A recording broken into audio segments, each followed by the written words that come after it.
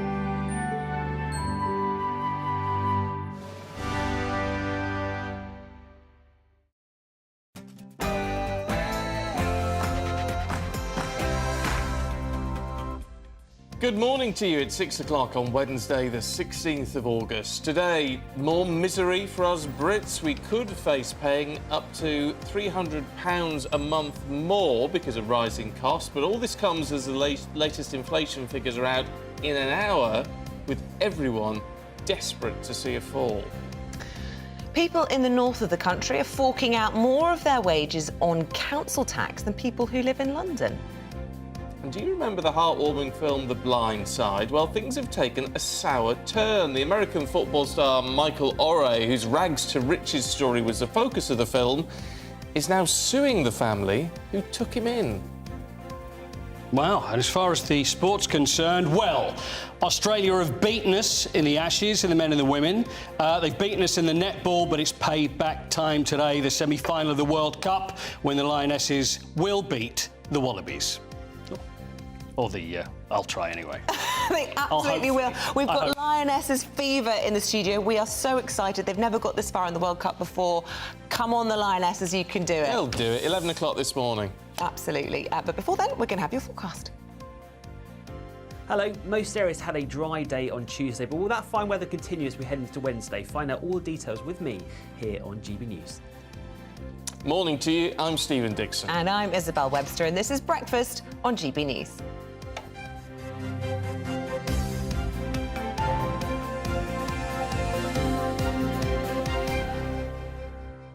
I'm having a flashback this morning. Yes, I am. It's all thanks to the Mirror. There's a big piece about the 1970s. Oh, right. And food and supermarkets and adverts and all sorts in there. Do you remember the Smash Aliens advert? Or drinking a bottle of Mateus Rosé or Blue Nun? All that sort of thing. Daddy's sauce. There's just loads of stuff. Crispy pancakes. I thought you were reminiscing. All this stuff about the 1970s, and it's just fabulous to see. I thought perhaps it was an inflation kind of angle. No, it's not. It's just the good old days. It's just the good old days. Good. Dream topping.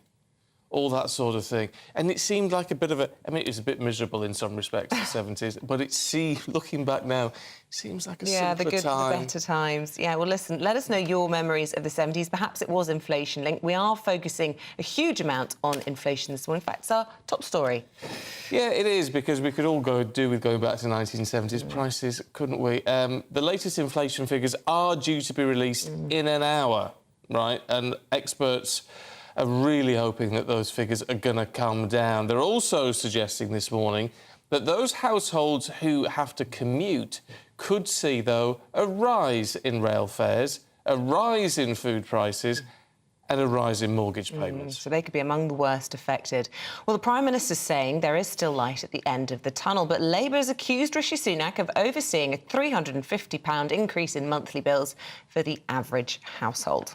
Well, we're joined this morning by Stefan Boscher from Politico and economist Simon French. Good to see you both this morning.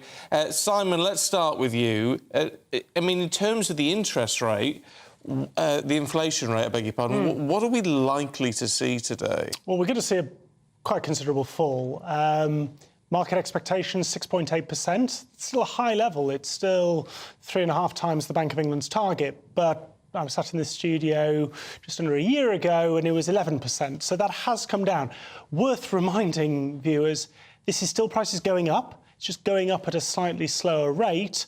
Is the pathway probably towards 4-5% by the end of the year? Yes. The big change today, though, will be the role of energy prices. Petrol, people filling up their car a year ago were probably paying about £1.90 per litre. Today, £1.45, £1.50, so a reduction there. Also, energy costs for your household, gas, electricity.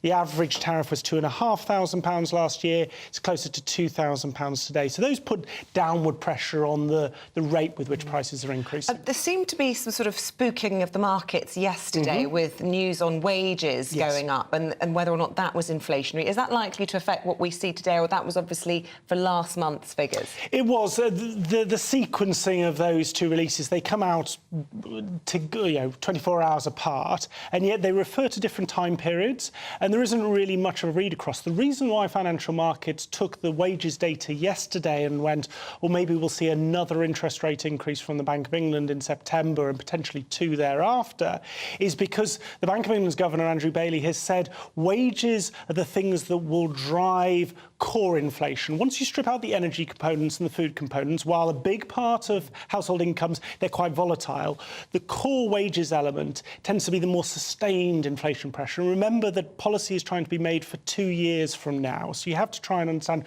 which of those stable forces are still pretty inflationary and going to require interest rates to lean into them. So we've got all this, what could be very, positive news, at least steps in the right direction, Stefan, in terms of how the economy is going.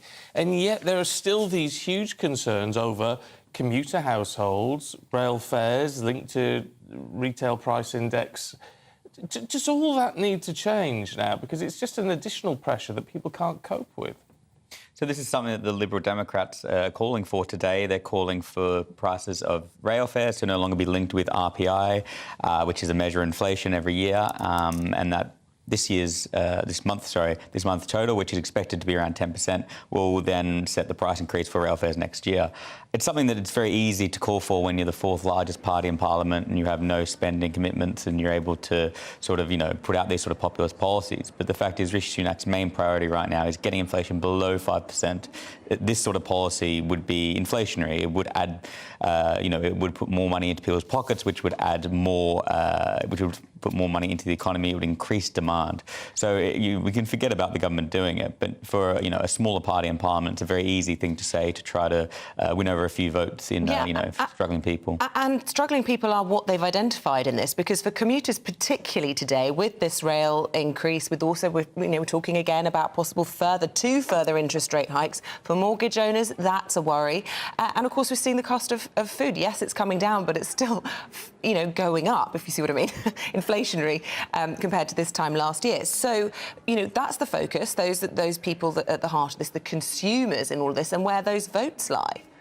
Well, that's right, and this is always the tightrope that the government had to walk this year in, saying that we're on your side and that we're not going to, rest until the economic conditions get better, but also really not being able to do very much to lighten the load for people. Without getting inflation under control first, there's no way that the government can really get the economy back to growth in a sustainable way. So I think that the message from the government is hold on for a bit. Inflation is going to come down, and next year I think we're going to see a lot more proactive government policy to try to lighten the load. What does this do, Simon, for the Monetary Policy Committee when they come to look at interest rates in, I don't know, what is it now, 2.5, 3 weeks' time? Right. Because, look, there's a huge argument here that actually what they've done so far, they've 14 consecutive rises, they've not allowed any of them to bed in to see the effect before they've pushed it up again. Spot on, and one of the criticisms I've made of the Bank of England is they know that there is an 18-month to 2-year lag between when you raise interest rates and its full impact. The problem is expectations, and what fuels long-term inflation is whether people expect prices to keep rising. And the problem is when we get headlines like we do today, with inflation still at 6.8, 6.9%, wherever it comes in at, which is at least 2.5%, maybe 3% more than the rest of the world is experiencing. If you take the G20 countries average, it's under 4% now. The UK still looks like a bit of an outlier. So the Bank of England can't do what other countries have done. And you mentioned the Bank of England, but the Federal Reserve in the United States have paused raising interest rates because they've used the justification you've just used is let's take time to see how this evolves and how the economy responds. The Bank of England, the UK economy, unfortunately doesn't have that luxury right now. I think it will as we go through the latter months of the summer and into the autumn. Andrew Bailey is trying to construct something like that of a narrative, but he's being forced by financial markets to continue his foot on the accelerator. But the issue with all of this is that we're being told that the economy is improving, right? And if inflation is starting to come down, all the rest of it, it's all good news. But for us, all we feel is continued and increasing pain. Of course, and I think that's what a lot of voters are ultimately going to have front of mind. And we're seeing poll after poll, the government is being punished for something which is completely out of their control right now. It is consistent that the biggest issue facing people is the cost of living, is how they're going to pay their bills every month and how they're going to try to live, the same quality of life they've been living the last 10 years. And it's something that the government is really being punished for on the doorstep. That being said, we all know Rishi Sunak, of course, came out early in the year saying he wanted to halve inflation by the end of the year. This today will be a big sort of indicator of how he's doing with that. He sort of struggled more than he was expecting, we think. That's fair. But some forecasters predicting that actually we could see energy prices going back up again towards the end of the year. Yep. Will that have pressure on inflation? Could we see inflation come down, but then actually go up again around Christmas? It's a very good question, because the history of inflation is once it's spiked to the kind of levels we see, putting it neatly back in the box, never to re-emerge again, is quite rare. You are absolutely right that the commodity prices, particularly in energy, natural gas, have started to tick back up. Nowhere near the levels we saw at the back end of last year, but certainly from their base earlier on in the summer. Also, the climate changes we have seen have impacted food yields. That'll start to pick up soft commodity prices. So you're right. While I think the Prime Minister is probably still relatively confident he'll get to the end of the year and have halved from that 11% that we saw at the back end of last year in terms of the inflation rate. The idea that early next year, as we start to see those commodity prices work their way, they never work instantaneously through the supply chain, but once they work through, do we start to see inflation nudging back up? I think that's a real risk, yes. Oh, dear me. Can you both come back with some better news at some point? That'd be very nice. Maybe next year. Maybe next year, yeah. Stefan, Simon, thank you both very much indeed.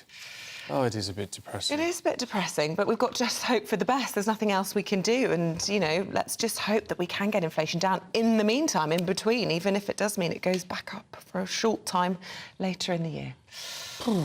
Now, if you're in the north of the country, you're apparently forking out more on your wages on council tax than those people who live further south, particularly in London, prompting a call from campaigners to issue a 12-month council tax freeze. Well, it comes as nationally council tax has more than doubled in relation to average earnings since its introduction in 1992. Let's talk to Conservative councillor for Epping and Thaden, Holly Whitbread. Good morning, Holly. Nice to see you.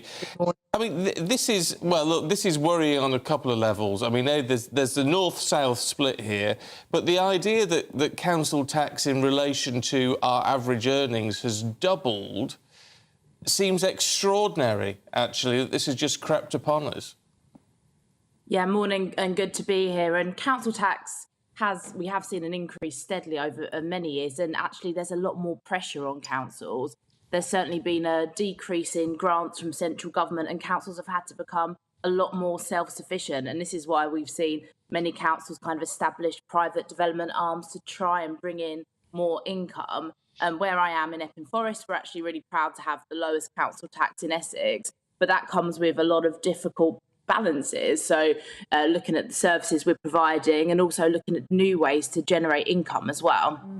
It's fascinating to see this north-south divide. I mean, usually we hear, don't we, house prices in the south of England far outstripping those in the north, and yet it's sort of in reverse when it comes to council tax, that people are paying more up north here in England, and that seems perverse, does it not? If people have got higher value houses and yet are paying less council tax in the south, what would be behind the discrepancy, do you think? It certainly does seem strange. And I mean, part of that is actually to do with the model of local government. So, for example, in London, where you see low taxes, historically lower council tax, they tend to be the unitary model where you bring kind of social care in with housing responsibilities, which can lead to numerous savings. And actually, I'd like to see further devolution throughout the UK. And where you do have kind of more of a unitary model, so essentially a council doing all of the functions rather having different tiers of local government, it makes it more efficient in terms of the financial runnings, but actually it's better from a democratic point of view as well, because people can understand who they're voting for at each occasion. Do we need to start looking at perhaps expecting less from our councils?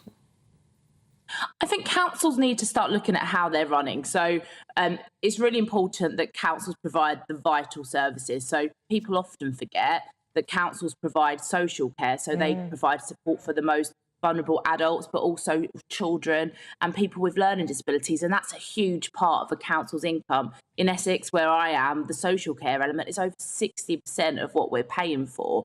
So it's really important that councils look at what they have to do and they do it well. It's important that we review what we want to do and what people want from their local authority. So it's not so much about doing less, it's about doing what you have to do well and then looking at the nice to haves and seeing if you can find different ways to fund them and become more self-sufficient. But obviously that has to come with checks and balances. So, for example, you may choose to invest in a private development arm, look at kind of regeneration projects which can generate income, but that has to be done in a sensible way, which is best for the taxpayer. Speaking of what's best for the taxpayer, I mean, we talk a huge amount on this programme, in the news in general, about the NHS and how it needs reform. A huge part of the stress and the pressure on the NHS are the problems within social care. And as you point out, that falls under the remit of local authorities. Now, do you think that possibly needs looking at? I mean, we've got an ageing population. The amount that councils are having to spend on social care is probably a huge chunk of that budget, as you explain.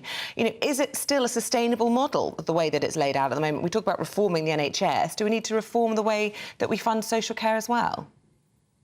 I think there's certainly there is a need to look at it. I mean, what the government have tried to do over the last couple of years is integrate the two. So you've got these new integrated care systems which actually look at bringing health, the NHS and social care closer together.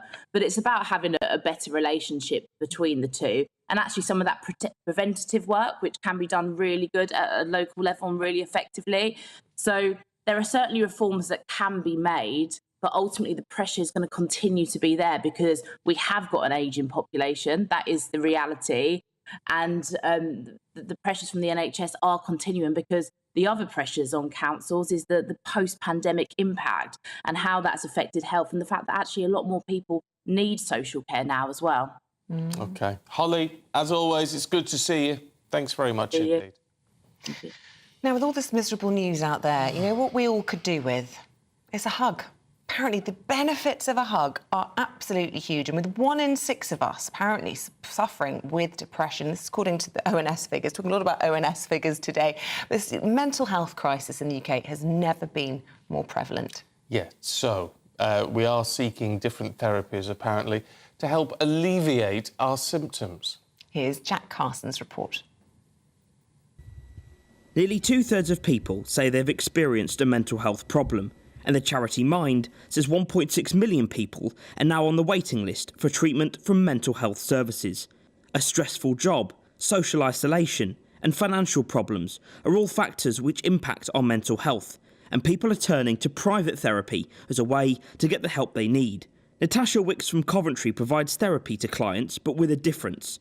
Natasha is a licensed cuddle professional and says her service is about providing people with physical support. Positive touch has been shown actually under an MRI. Neuroscientists can see the brain's orbitofrontal cortex actually releases the chemicals that are required to give us those feelings of well-being, so oxytocin, serotonin, amongst others, all the dopamine, the happy hormones, they're all released when we do that, and it nurtures a feeling of well-being, relaxation. It's been shown to lower your blood pressure, release anxiety, relieve pain. With the science behind a hug so positive, Natasha believes the popularity of her therapy is on the rise. I think that we are going back to being more in touch with ourselves. If you think back to the sort of 80s, 90s, people didn't really talk about their problems. That's not what their parents in the 50s were raised to do. And then talking therapies sort of whittled their way over from the US. And at first we thought, oh, that sounds a bit, mumbo-jumbo, hippy-dippy kind of thing. But I think now in the UK, especially since COVID, people are very more aware of how important touch is. And so absolutely, I just think it's going to get bigger and bigger. When it comes to her clients, Natasha's range from 18 to 80-year-olds, both here in the UK and abroad. But with people travelling from all over the world, what's a client's perspective on the benefits of a hug?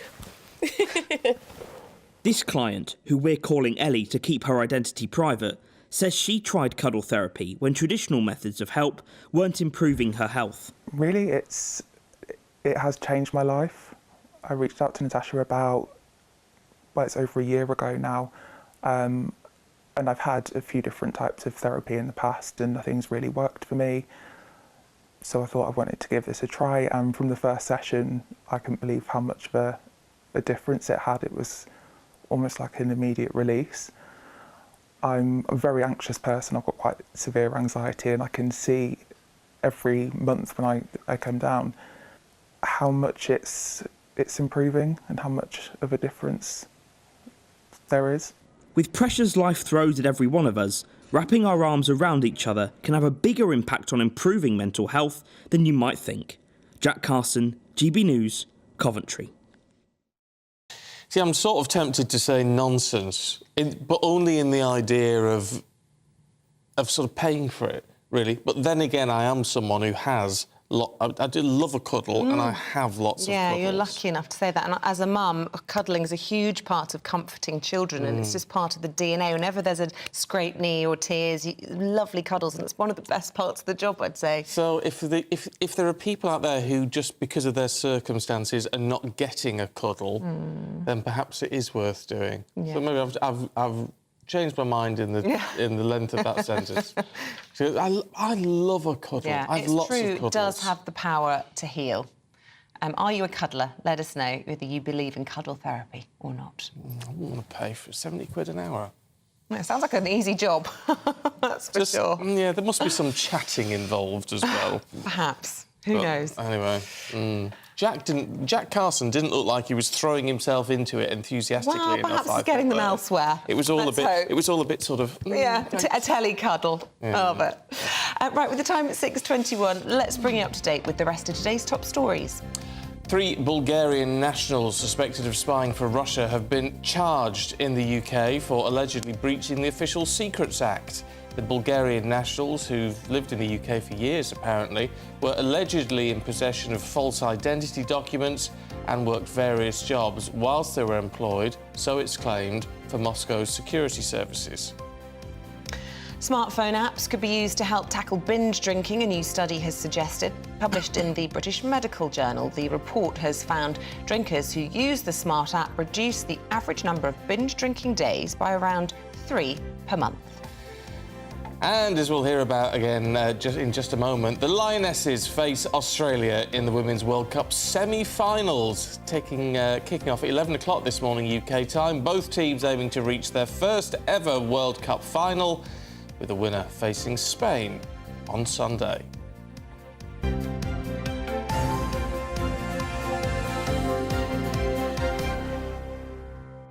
was a gorgeous day down south yesterday. Let's see if we've got more of the same on the way where you are. Here's Mark Wilson with your forecast. That warm feeling inside. From Boxed Boilers, proud sponsors of weather on GBNews. Good morning. For most areas, it's a dry and fine day today with lots of sunshine to come. There will be a few isolated showers, but most places will be dry, and with light winds, it will feel very warm as well. So here's the picture of them first thing on this Wednesday morning. A lot of dry, fine weather to start the day, sunshine from the word go. There will be more cloud again affecting parts of Scotland with a risk of a few showery outbreaks of rain here. But I don't think the showers quite as heavy as they were on Tuesday. Elsewhere then, we could see an isolated shower, but I think you'll be fairly unlucky to catch one. Most places will be dry, fine, sunny spells and feeling pretty warm as well, with light winds, temperatures reaching 14 in the far north to 25 or 26 towards the southeast, so feeling very warm in that sunshine. As we head through the rest of Wednesday into the evening and overnight, then more of the same then. Most places will be dry. Under those clear skies again, we could see some mist and fog patches, more cloud across Scotland with a few showers here, and then through the night some low clouds starting to filter down from the North Sea, so turning a bit cloudier here. Temperatures I don't think will be quite so low as they were on the previous night, but still towards the west some rural spots falling close to 9 or 10 degrees, so fairly cool end to the night here. Again, most places will be dry to start Thursday morning. Lots of sunshine again from the word go. A bit more cloud towards that east coast, slowly burning back towards the North Sea coastal areas. But again, we could just catch an isolated shower, but most places will be dry. Probably the warmest of the temperatures will be, I think, towards the west as we head through the afternoon, where in those light winds feeling very warm indeed. We could see highs reaching 23 or 24 degrees, but temperatures a little bit suppressed towards that east coast. I'll see you soon. That warm feeling inside. From Boxed Boilers, proud sponsors of weather on GBNews. Now we've got the all-important sports news, and it's a huge day for the Lionesses. Paul Coyte's going to be here in just a moment. What you get for breakfast is something that, if we do our jobs right, you will wake up to news that you didn't know the night before. It's a conversation. It's not just me and Eamonn. We want to get to know you, and we want you to get to know us. From 6, it's Breakfast with Eamonn and Isabel. Monday to Thursdays on GB News, Britain's news channel. When the news happens, it happens here. And really important breaking news. Breaking news this morning. On TV, radio and online, the news starts here on Britain's Newsroom. All the biggest stories and the answers that you need from across the UK and beyond. Join Britain's Newsroom from 9:30 on GB News. The People's Channel, Britain's news channel. Join me, Patrick Christie's Monday to Friday, 3 till 6. We tackle the day's news agenda like you've never seen before. It's high tempo, high octane, the most controversial topics and the best guests. You will not be able to take your eyes and ears off it. I'm not afraid to ask the questions that you really want answered. 3 till 6 p.m. Monday to Friday on GB News, the People's Channel, Britain's news channel. Westminster is going around in ever-decreasing circles, followed by the media. Britain is broken. How on earth did we get into this mess? But more importantly, how do we get out of it? Join me at 7 p.m, Monday to Thursdays on Farage, here on GB News. We will have open, rational debate. We've got to work out how Britain moves forward from this. Join us here on GB News, the People's Channel. Britain is watching. People in Britain, they love free speech, but they also love fair play. I don't care if I'm speaking somebody from a trade union, from the Labour Party, somebody from the SNP. And I think the viewers like to see that actually we can challenge one another, but in a positive way. We think we ask the questions that people want to ask, and often we ask the questions that we wanted to ask in Parliament but never got the chance to ask. So join us every Saturday, 10 a.m. till noon on GB News, Britain's news channel.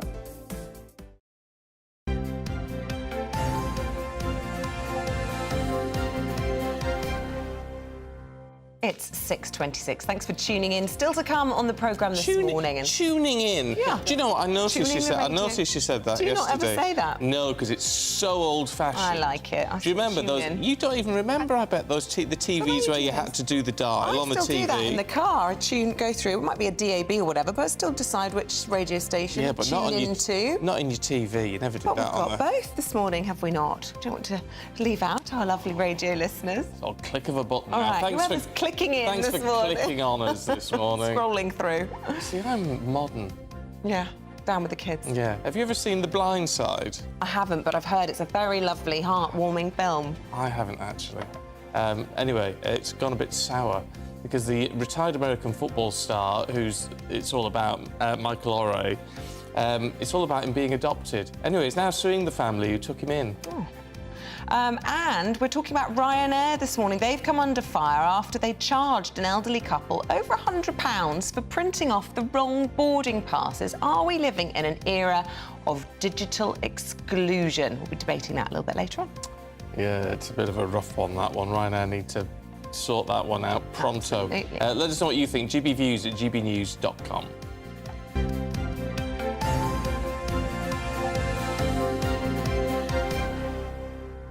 Well, we have the World Cup semi-finals down under, and Paul Coit is here to set the tone, get us even more excited. Lioness Where's your fever. face paint? Hey, what do you mean? What do you think I should be wearing something? You should have had the...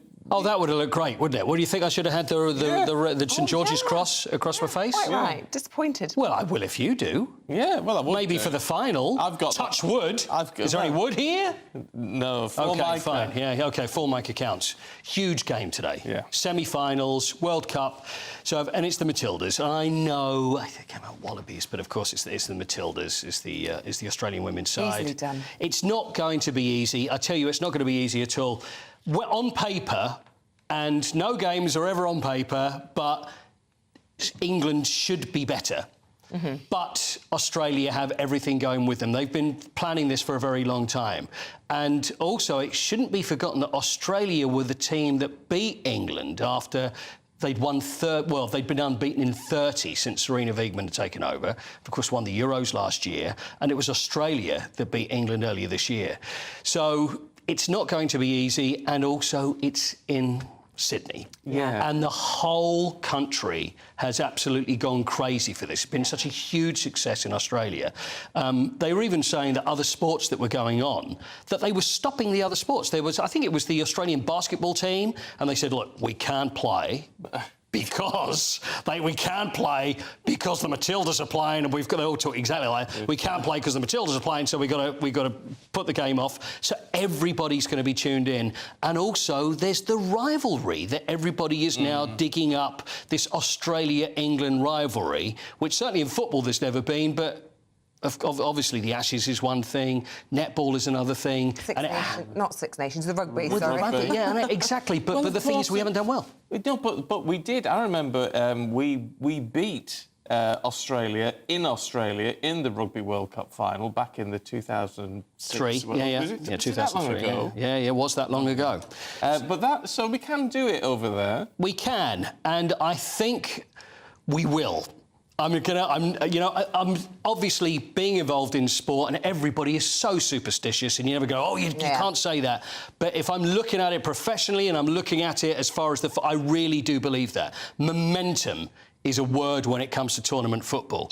Now, England, we talked about this yesterday, as in you were saying about you a little concerned about the fact that the way we've started, we haven't played so well. It's all about momentum, starting slowly, building up. But then again, Australia have done exactly the same thing as well. Has our sort of progress mirrored the progress that the Lionesses made in the Euros? As in, were they slow burners that time around? Yeah, it's a good point. It's a good point. But I think at the moment it hasn't quite clicked as much as we would want it to. Wrong answer. It's the time. But the thing is, we're now at the semi-final. final. And if you are going to make it clear, that momentum is going to build, and then, right, now we really do well. And if we can get through this, Spain in the final, again, there we are, I'm doing superstitious things.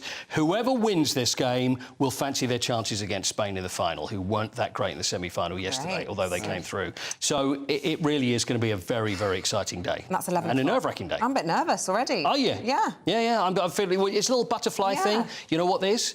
It's love of football, Izzy. That's what it is. That's what you get to. It is all over these last couple of years, and I'm talking to you about it. Now you're beginning to feel it. That's what it's all about. It's getting away. Talking of World Cups and the Rugby World Cup. Yes. Owen Farrell can play. Yeah, this is a really interesting one. There was a very high tackle that he was involved in when they played at the weekend, and it looked like that he was going to be banned for 6 games because high tackles not allowed. Yeah. And because he got a yellow card, didn't he? And then it was upgraded. That's correct, because it was the TMO. They call it like a bunker. They're calling it. There's this new thing they're trialling out with the TMO, which is the television referee that will look back afterwards. So the referee couldn't make his mind up, and then said, can you take a look at it? And they said, well, actually, we think it's a red card. So he was sent off, then had to have a disciplinary hearing, which happened yesterday. So it looked like it was going to be 6 games, which would then take in the pool games of the World Cup. So he'd missed the early rounds of the World Cup. Now, interestingly, the committee was made up of 3 Australians. So I'm thinking... They're probably going to ban him for a year or something. But no, it was decided that, no, there were... Disciplinary board be all one nation. That sounds... It is strange, isn't it? I know, but it worked. It worked the right way. I mean, I thought for a minute we're going to be in all sorts of trouble. But the mitigating circumstances was that Jamie George, the number 2, he was nearby, and it made then the player go in the other direction, which also made... I could demonstrate, but it would get nasty. We don't want that to happen. So, therefore... Owen Farrell made a high tackle, didn't mean to, so then it was rescinded again. So it's gone from yellow to red, and then red back to yellow, and now means that he won't be missing any games. No, it's green. It is green. Basically. Yeah, it was green. We should point out, this isn't actually the World Cup. This is the pre-World Cup friendly. Yes, crucial before the World Cup. Exactly. It's these warm-up games. Paris. Very exciting. And it is. That's where the World Cup's going to be. So it's heading over to... So we've got World Cup, and it's the cricket as well. We've also got the Cricket World Cup. Big year. Which is the ODI, which is the one-day internationals, which we are the world champions in. You give me the face. Well, yeah, because I think Ben Stokes is setting a very bad example. Why? Because he retires and then comes out of retirement straight away. Right. Which is very bad. It's not what the rest of us want to do. Do you think so? I want to retire and that be it. You think so? But what will happen, though, is that obviously you're so many years off retirement age, but I know what will happen. The love, slightly the more thrill than of you, the grease. Look, I'm trying to be generous to you. If you're going to start a war with me, I'm not going to have any of it. But look, as far as Ben Stokes is concerned, he's the Test captain, and it looked like it was going to be too much for him to do and play in one-day internationals. He was a hero 4 years ago, but then England don't play another Test until January. So he's looking at this thinking, you know what, I fancy it. I'd really like to be involved. It's in India in October and November, so he's now out of retirement. He won't be the captain, but that's Josh Butler, but he will now play, which is good news for England. But we'll take it. You know what? Whatever. As long as he's playing... That's fine. We're happy. Yeah, we're happy, absolutely. Seeing as you are really old, Coity. Yes, of course. What do you... Out the 1970s supermarket food stuff. Yeah. What was your favourite? We've got Wagon Wheels. Oh, I should love Wagon Wheels, yeah. Matthias Rosé or Blue Non or Black Tower. Well, you know what? My mum and dad used to do that for Christmas as a little treat. It was the only time that a bottle of wine would come out. Yeah. And then, does this ring a bell? Only time. Yeah. And then it was like, we're having wine today. And go, what have we got? Blue Nun. Blue Nun. That's exactly what mine did. That was it. Bottle of Blue Nun at That's Christmas. why I didn't drink wine for many, many years. And I'm thinking, no offence to Blue Nun, because I'm sure... it was.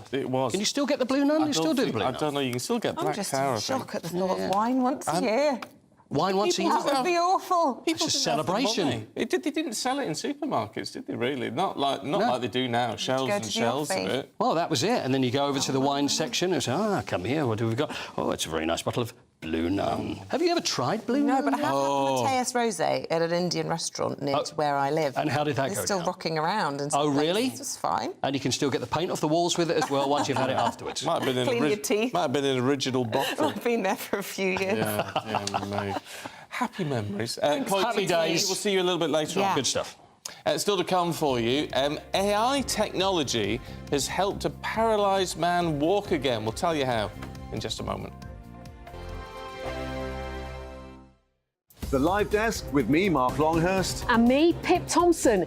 It's here Monday to Friday on GB News. From midday, we'll bring you the news as it breaks, whenever it's happening and wherever it's happening, from across the UK and around the world. Refreshing, feisty, but with a bit of fun too. If it matters to you, we'll have it covered on TV, radio and online. Join the Live Desk on GB News, the People's Channel, Britain's news channel.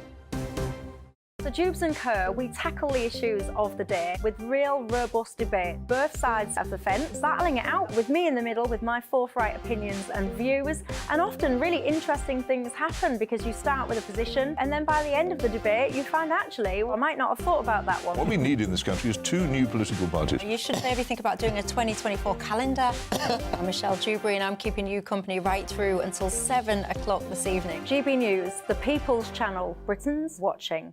Monday to Thursday, 9 p.m. till 11 p.m. Join me, Dan Wootton. I'll bring you the sharpest takes and hottest debates. Do you not believe in prisons? I don't believe in prisons. I'm completely stunned. I guarantee you there'll be no spin, no bias, no censorship. I actually was personally quite offended by it.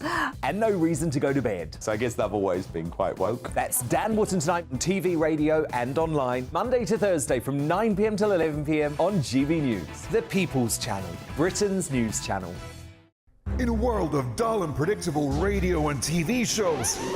Oh, hi. On Mark Dolan tonight, we've got big guests. We drill into the big stories of the day.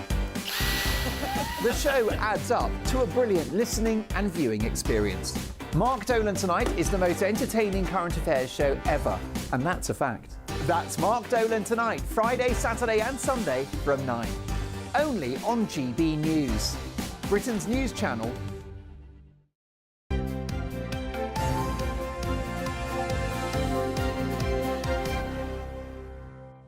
It is 6:38. Good morning to you. Let's have a look at the front pages, should we? And the Express has good news for pensioners getting a rise in their state pension, up by £72 a month next year, apparently. Here's the Telegraph. It's leading with the 3 Bulgarians arrested for allegedly spying in the UK for Russian security services. The Times says the alleged spy ring believed to have posed as journalists. The Daily Star reveals a historian has found an 800-year-old long-lost Knights Templar in a graveyard in Staffordshire. David's laughing because he thinks you shouldn't trust journalists. No, I mean, who do you spy for? Well, it's a worry, though. Depends where the money is. That's what I say. As you can see, former Chief Secretary to the Treasury, David Mellor, is An expert on spies. An expert on spies. And former Labour advisor, Scarlett Maguire. Good to see you both. Whose Scarlett... father was a spy. Was your Sorry, father a what? spy? Yeah, Wonderful. for us. Oh, for us. In Moscow. Oh, wonderful. Yes. I mean, the Russians knew. He wasn't undercover. Oh, right. And a non-undercover spy, that must be quite something. Yeah, so when we left Moscow, he said to my mother, oh, let's have a romantic, send the children home. We were all tiny. The 3 girls, and we'll have a romantic down the Volga, right? And then my mother discovered that the reason they were doing it was so that he could take photographs of all the dockyards as they went, and my mother had to take the film out in her knickers. Gosh. She was furious. Too much infamy. I tell you what, but it's an interesting perspective, Scarlett, because we look at, I mean, The Guardian's got these Bulgarians who've been charged with spying. You know, we're sort of affronted by the idea of anyone spying on us, but when it's the other way around, we think, oh, isn't that marvellous and historic and romantic? And I mean, they did. I mean, obviously, so they knew because my dad was military attaché, and they bugged they bugged the flat the whole time. So, I mean, it was not great for my mum living there. And then they'd take him out and get him drunk. Oh, no. Well, that's the classic Russian tactic, isn't it, with the vodka? And... Which he loved. Yeah. Not surprised. But all this spy stuff, I'm sorry, no, we're not supposed to be talking about this, but it all comes back about Burgess and Maclean and so on. But, I mean, the idiocy of the establishment then, thinking because he was a chap who'd gone to the right school, he couldn't be a traitor. I mean, it's just absolutely absurd. I read it with great fascination. And I think to myself, well, hopefully we're wiser today. But it's interesting. Possibly. It's interesting because all this, I mean, it sparked... The reason I think we're so interested in spying stories is because it sparks the whole Cold War thing, and I love all the Le Carrés and all that sort of thing.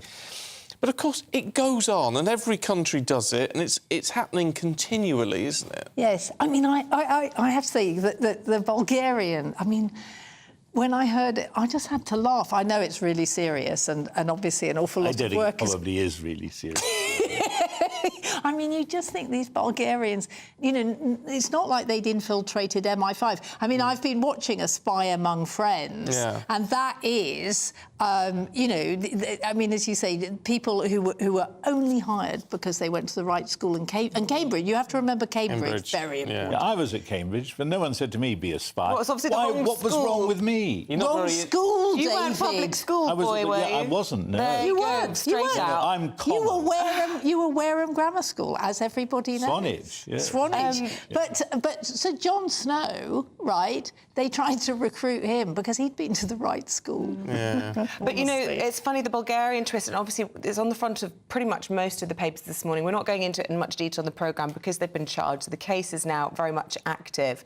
But the Bulgarian link really piqued my interest because, of course, we know from Russia with Love, the spies for Russia were actually Bulgarian. It's an age-old kind of theory, isn't it? And you were talking about spying for the Brits. I mean, we welcome and encourage spies if it's in our interests, of course. And Sir Richard Moore just last month saying if there are any disaffected Russians, disaffected with Putin, MI6's doors are open, come on in.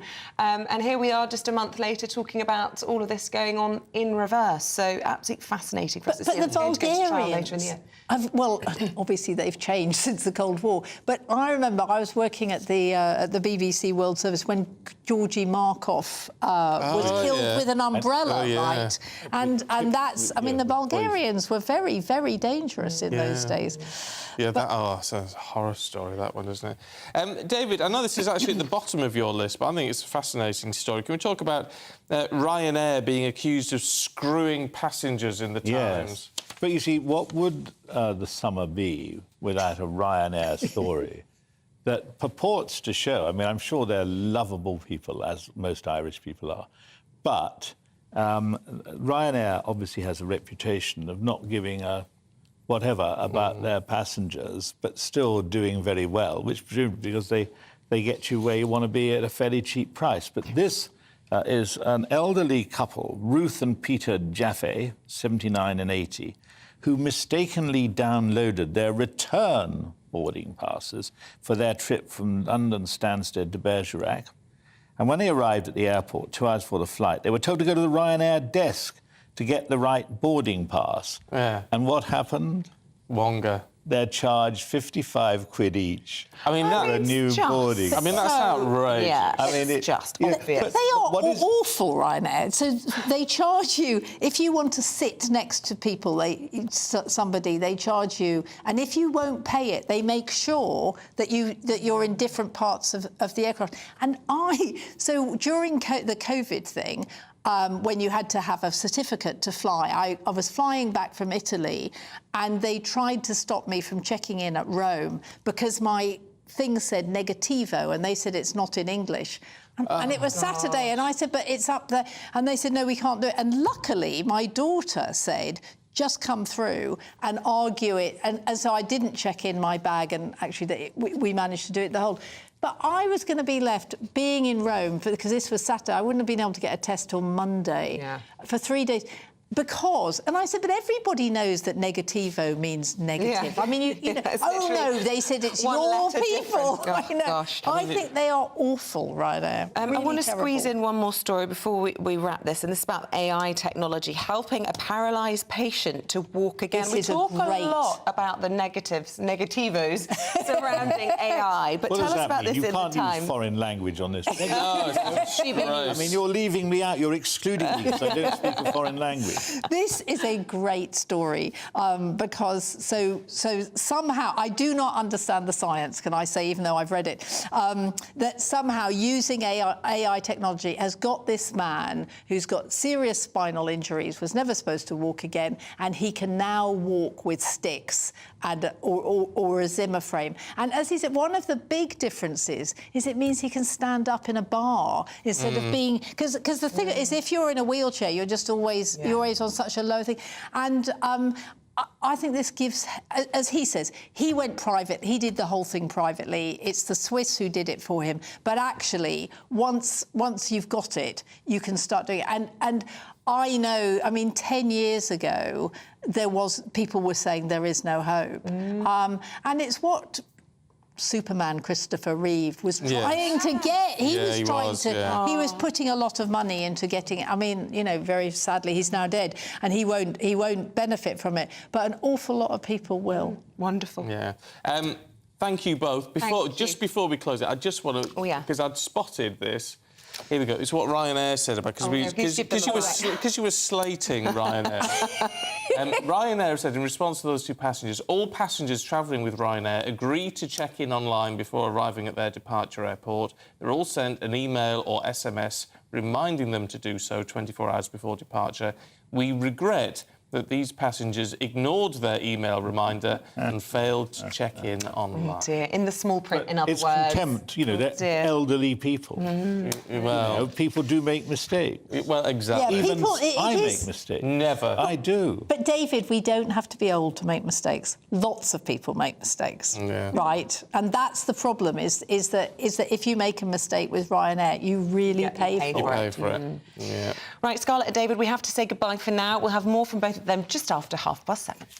Let's bring you up to date then with some of the other stories this morning. And as we've been talking about, actually, 3 Bulgarian nationals suspected of spying for Russia have been charged in the UK for allegedly breaching the Official Secrets Act.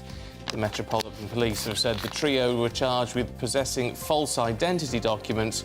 They're in custody and are due to appear at the Old Bailey at a later date. Smartphone apps could be used to help tackle binge drinking, a new study has suggested. It's been published in the British Medical, and the studies found drinkers who used the Smart app reduced the average number of binge drinking days by around 3 per month. And England face Australia in the Women's World Cup semi-finals today. Both teams aiming to reach their first ever World Cup final, with a winner facing Spain in Sunday's final in Sydney.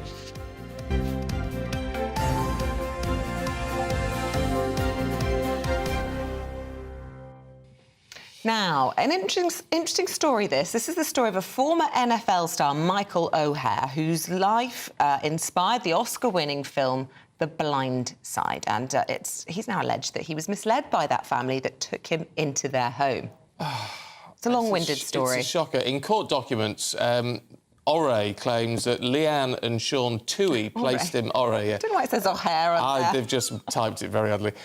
Placed him under a conservatorship... Now, help me with this one. I can say Conservatorship. No, I struggle with that one. Thank you very much indeed. Rather than actually adopting him. Well, let's speak to Ellie Phillips, who's a showbiz reporter and joins us in the studio. Look, lots of us will remember the Sandra Bullock film. It's a classic, and if you haven't seen it, really heartwarming, kind of rags to riches of a sort of really honourable family taking on a young child who then happens to go on to huge success. Well, you say happens to go on to huge success. When they did adopt him, so this is based on the true story of, I'm told Michael Orr is how you pronounce it, but he was a young child in Tennessee who was in foster care. His mum was a crack addict, a black guy who showed a lot of potential. And in America, you have to remember that college sport is so huge. So by the age of 16, you already know who is going to be tipped for the top. So at that age, 16, he was kind of, I guess, spotted by the Toohey family, brought into their home and kind of raised from the age of about 16 with their 2 biological children. And what's happened is the story that we know, The Blind Side, which was nominated for an Oscar back in 2019 and actually won Sandra Bullock her only ever Academy Award for Best Actress. We all believed it was a true story. We were told it's a true story. Him and the family were there at the premiere and everything like that. Is that them we're looking at on screen there? The mum This is and dad? them. This is them. This is the real life parents. Yeah, Sean and Leanne. But what's happened now is on Monday, Michael Orr, who is the man at the centre of all this, he's now 37. He's a retired NFL player, very successful. He's filed court documents alleging that when he was 18, they told him they were adopting him, but actually it was a conservatorship, which we all know now from Britney Spears. She was in one, and essentially when you go into one of those, it's usually for mental health reasons, that you can't look after yourself, and someone takes care of the finances, your decisions, your business, everything like that. But he says in the court documents that he signed this under the illusion that it was essentially an adult adoption, which it wasn't. And he found out earlier this year that it's not legally related to them. There's no familial relation there, and it is simply a conservatorship. The father, Sean, has agreed to drop the conservatorship. But the other side of this is that Michael is saying that he's never seen a penny from the movie that made $300 million telling his story, but the Tooheys did. Oh. Well, yes, but in response, they've said, and I think, see, this says it all to me when it comes to the argument, it's upsetting to think we would make money off any of our children, but we're going to love Michael at 37 just like we loved him at 16. Now, to say that rather than come back with some rebuttal... Yeah. Says it all to me. It's really sad, and actually his the brother, the biological son, who has for many years thought legally he was Michael's brother, did a podcast on Monday actually talking about it, and he said, Michael said he only found out the conservatorship earlier this year. He's known for a few years, and basically it was because of the Britney Spears conservatorship he realised that it wasn't all that he thought it was made out to be. But they are still talking as a family, and, you know, this isn't the first time Michael has tried to get money from something to do with this scenario. Not the family specifically, but more the production companies and the film houses that were involved in it. So this is a new court case in a long line of them from this man. You see, you wonder if you could actually adopt at 16 in the way... I mean, maybe it was just the only legal option they had. I don't quite know how it works. Exactly, and that's the thing. And at 18, if someone came to you back then when you'd not even heard of conservatorship and said, oh, sign this basically makes you your parents. At 18, when, you know, you've been in and out of foster care, do you sign that without really knowing what you're signing at that point? Well, also, you know, I thought they were called conservatorships, so forgive me if I've got that wrong, but, you know, at 17, 18, as he's going on and embarking on this huge career, I don't know what their family background was, but I probably at 17, 18 would say to my parents, can you deal with the financial side? Absolutely. And it wouldn't be sinister. And perhaps it's the element of adoption in it that makes him question whether that was genuine or not. But I would trust entirely my parents to take responsibility for that at that age. Yeah, probably absolutely. now as well, to be honest. And also, I've got to point out that he's made about $30 million in his career as an NFL player. So he's done all right. And there's no assertion in any of this that the Tooheys have taken any of that as a percentage. Right. This is purely to do with the film. Which is just... I mean, it's so sad, isn't it? So sad. I tell you what, money is the root of all evil. Isn't it? And also, but I'm thinking now, are they going to make a movie about this in the future? The Blind Side 2. And Sandra Bullock will be starring in it. Exactly. She'll be desperate for another Oscar, won't she? I know. You know, she's one of the few actresses who's got an Oscar and also a Razzie, which is kind of the worst. Best and the worst. Best and the worst. She's one of the few that's done it. You've whet my appetite. I actually want to watch the film now, having not watched this Oscar-winning 2009 Have you not seen it? No, I've not seen it. Unbelievable. I wept like a baby. Oh, okay. Oh, you see, that's not good for me. It's brilliant. I like so a weepy heartwarming. One. It's so wonderful. But I'll be watching it with a bit of scepticism. I can't do weepy films or rom-coms or all that sort of thing. I need something with, you know, a bit of action. Do you? Michael Bay.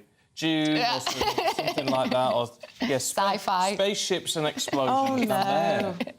Weepy every day. Oh, no.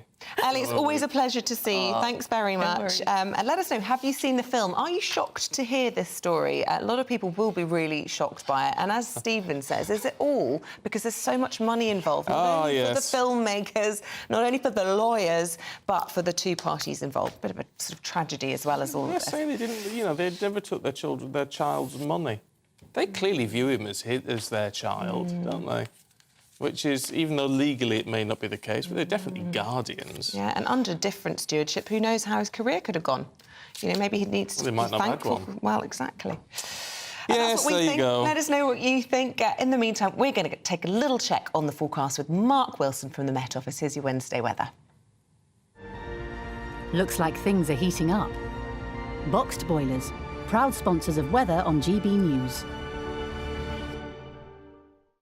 Good morning. For most areas, it's a dry and fine day today with lots of sunshine to come. There will be a few isolated showers, but most places will be dry, and with light winds, it will feel very warm as well.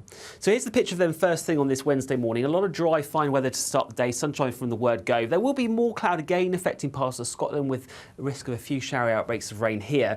But I don't think the showers quite as heavy as they were on Tuesday. Elsewhere then, we could see an isolated shower, but I think you'll be fairly unlucky to catch one. Most places will be dry, fine, sunny spells and feeling pretty warm as well, with light winds, temperatures reaching 14 in the far north to 25 or 26 towards the southeast, so feeling very warm in that sunshine. As we head through the rest of Wednesday into the evening and overnight, then more of the same then. Most places will be dry. Under those clear skies again, we could see some mist and fog patches, more cloud across Scotland with a few showers here, and then through the night some low clouds starting to filter down from the North Sea, so it's only a bit cloudier here. Temperatures I don't think will be quite so low as they were on the previous night, but still towards the west some rural spots falling close to 9 or 10 degrees, so fairly cool end to the night here. Again, most places will be dry to start Thursday morning. Lots of sunshine again from the word go. A bit more cloud towards that east coast, slowly burning back towards the North Sea coastal areas. But again, we could just catch an isolated shower, but most places will be dry. Probably the warmest of the temperatures will be, I think, towards the west as we head through the afternoon, where in those light winds feeling very warm indeed. We could see highs reaching 23 or 24 degrees, but temperatures a little bit suppressed towards that east coast. I'll see you soon. Looks like things are heating up. Boxed boilers, proud sponsors of weather on GB News. I didn't see any of that forecast because we were busy chatting to Ellie Phillips. Is it going to be nice? I think so. I have to watch the it next hour. Luckily, we do lots of forecasts, so we'll tell you again in about 20 minutes. Oh, yes, let's hope it's going to be nice. Let's hope that the inflation figures are going to be nice. They're out very, very shortly, just a few minutes. And Monday to Thursday nights on GB News. At 6, it's Dubes & Co. 7 o'clock, Farage. At 8, join Jacob Rees-Mogg. And at 9, Dan Wootton Tonight, followed by Headliners. On TV, radio and online. This is GB News. Now then, Lee Anderson here. Join me on GB News on my show, The Real World, every Friday at 7 p.m. I'm not eating bloody cat. Are you Delicious. mental? Open your mouth. OK, here comes a train. Reminds me of the scene in Singing in the Rain. Adam, is that a good one? Whoa! Join me at 7 on GB News, Britain's news channel. Join us every night on GB News at 11 p.m. for Headliners, which is 3 top comedians going through the next day's news stories, which is exactly what you need, because when the establishment has gone crazy, you need some craziness to make sense of it. So join us 11 p.m. every night on GB News, the People's Channel, Britain's news channel. I joined GB News because I was sick and tired of not hearing my views being represented, not just mine, but so many people that I knew and spoke to. I just couldn't get my voice out there. I couldn't say anything. I couldn't do anything. Whatever the narrative was, I kind of had to follow it. GB News is there to provide a voice for those who have been ignored by the establishment media. We think different things, we've got a different style. GB News is here to be optimistic and positive about the future. It's real kind of dynamic and flowing, with the audience very much at the heart of it, like a big family.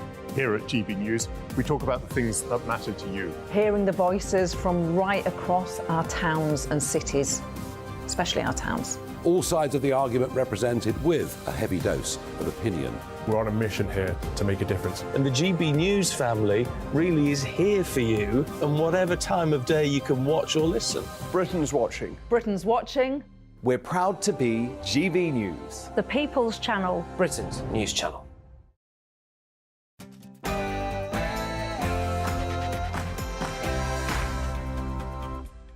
A very good morning to you. Welcome to the programme. It's just gone 7 o'clock on Wednesday, the 16th of August. Today, are we expecting more misery? We'll find out in the next few moments. If we could be paying an extra £300 a month due to rising costs. This is as the latest inflation figures are due out. Everyone desperate, of course, to see a fall. The airline Ryanair has come under fire after the company charged an elderly couple more than £100 because they printed off the wrong boarding passes, so they all had to be redone. It begs the question, are we living in an era of digital exclusion?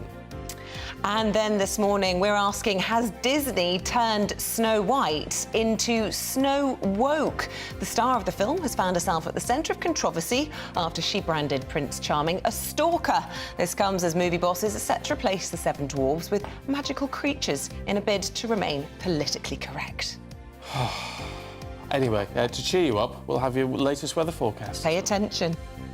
Hello, most areas had a dry day on Tuesday, but will that fine weather continue as we head into Wednesday? Find out all the details with me here on GB News. I'm Isabel Webster. I'm Stephen Dixon. This is Breakfast on GB News.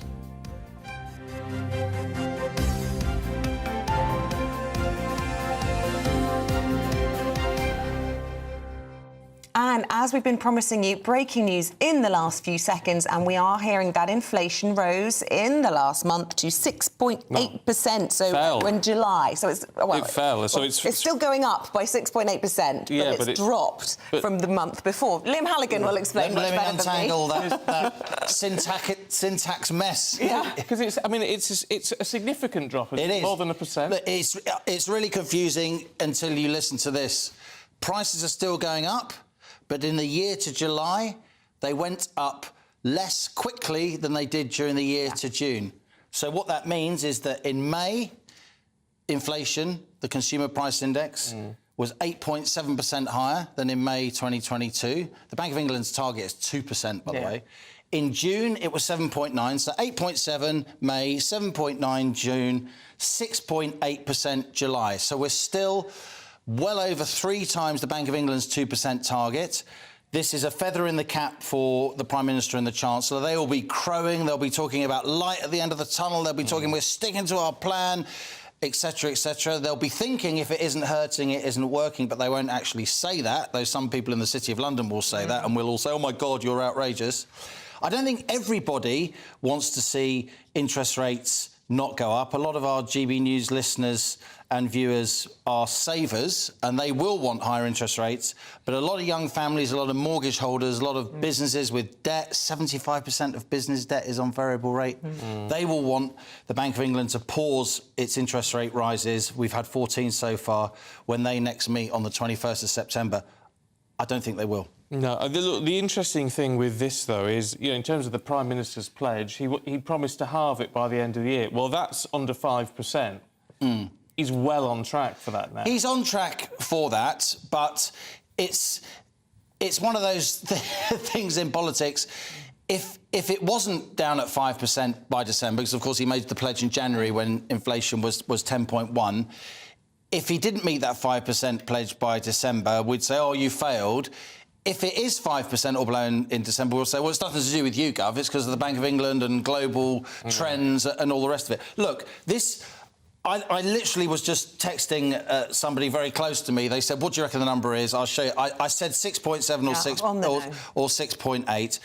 It's. I wouldn't say it's easy to work these things out, but you can look at the various components of the CPI, the Consumer Price Index, and kind of put them together. The government will be pleased with this number, but I'm afraid the combination of two other things, the wage data we had yesterday, public sector wages up 9.6% during the year from April, May, June compared to the same quarter the previous year. Wages overall up 8.2%, including bonuses. That's higher than last month's inflation number. The Bank of England's Monetary Policy Committee will still say there's a wage price spiral going on. They'll be saying the economy is actually bearing up quite well. We had reasonably strong growth figures that I reported on last week, certainly a lot better than the Eurozone Eurozone and Germany. So I do think, unfortunately, for young families and for mortgage holders, people with personal debts, businesses indebted, I do think we'll see another rate rise on the 21st of September. But with what justification? Because if inflation is coming down and has been for several months... You've been reading that bloke in the Telegraph, haven't you? I have, yes. It's that bloke on GBNews. He's not bad, that fella. Bit gobby sometimes. He is a bit gobby. But if it's all heading in the right direction and we've got these 14 months, which we still need to see play through the system, why on earth wouldn't they just at least freeze it for a month? You get that, Stephen. My kids get that. But unfortunately, we don't set interest rates. The Bank of England's Monetary Policy Committee sets interest rates. Look, there is a very good argument to be made. I've been making it here on GB News in my newspaper columns since April. The Bank of England, hold your horses, cool your boots, hold fire, because interest rate rises, they take at least 12, probably 18 months to feed through into the economy. We've been raising rates since December 2021 when they were 0.1%, remember. They're now 5.25%. Should have said that earlier, having gone up from 5% earlier this month. They take a long time to feed through into the systems. Let's just wait and see what happens rather than carrying on raising rates, hammering the economy into the ground, causing what I think is an unnecessary recession. Yeah. And, we're talking a lot about, what Downing Street will be thinking this morning. Jeremy Hunt likely to be out on the airwaves in the next sort of 45 minutes saying that things are going in the right direction. And yet 6.8% is still not great for you and me. Still not great. We're still paying more. 3% in America, inflation. Or the Eurozone. And I just said the Eurozone isn't growing as fast as us. It isn't. But their inflation's 5.5%. A lot of that is energy prices. We have particularly elevated energy prices in this country. Do we have our core inflation figure then? I haven't literally. I've literally got the number, and I've been strips it out. I've been enjoying the view, looking at you and Stevens. No, because that's often the key when they're sort of defending the argument against. Well, sometimes I'm a bit of a sceptic about this core inflation thing. Core inflation is inflation when you strip out food and energy. That's fine in a world where people don't eat, drive or heat their homes. But unfortunately, we do do all those. Or fortunately, we do all those things because they are necessities. The kind of sub-number that I tend to look at, Isabel, well, of course I look at core inflation. Everybody sort of sucks their pencils or their pens on telly and says, oh, core inflation, Gov, there's still a big problem. I look at the producer price index, and the producer price index is the main reason why I've been able to say in previous months inflation is going to come down more than we think, and pretty much for the last 2 months it has, because producer prices, the cost of the inputs that firms need to provide the goods and services they provide us, producer price inflation has collapsed from April, May and June. I haven't looked at the producer price index for July. I will in a moment, and we'll come back to it, I'm sure, later in the programme. But some measures of producer price inputs, Isabel, were actually negative last month, were negative in June, and that brings us full circle. Prices actually going down, not going up less quickly, actually going down. And so negative producer price inflation is a kind of good bellwether, because that tells you there are price reductions in the pipeline that competitive companies will want to pass on in order to try and regain market share. That's good to know. So this is much better than we thought, but it's not enough of a reduction, I think, to stop another interest rate rise later this month. Look, we're out of time. I'm being yelled at, as you can imagine. You know how this game works, but I still want to ask you one quick question. Well, oh, you devil. I do. As you said, a lot of our viewers and listeners will like interest rates higher. It's good for pensions, it's good for savings. However, we were desperate to grow the economy. Yeah. And it's very bad for that. Isabel's instinct at the top was completely right. Most people, certainly of working age, will want lower interest rates. Young families who mortgaged themselves to get their home so they could raise a family with some kind of dignity.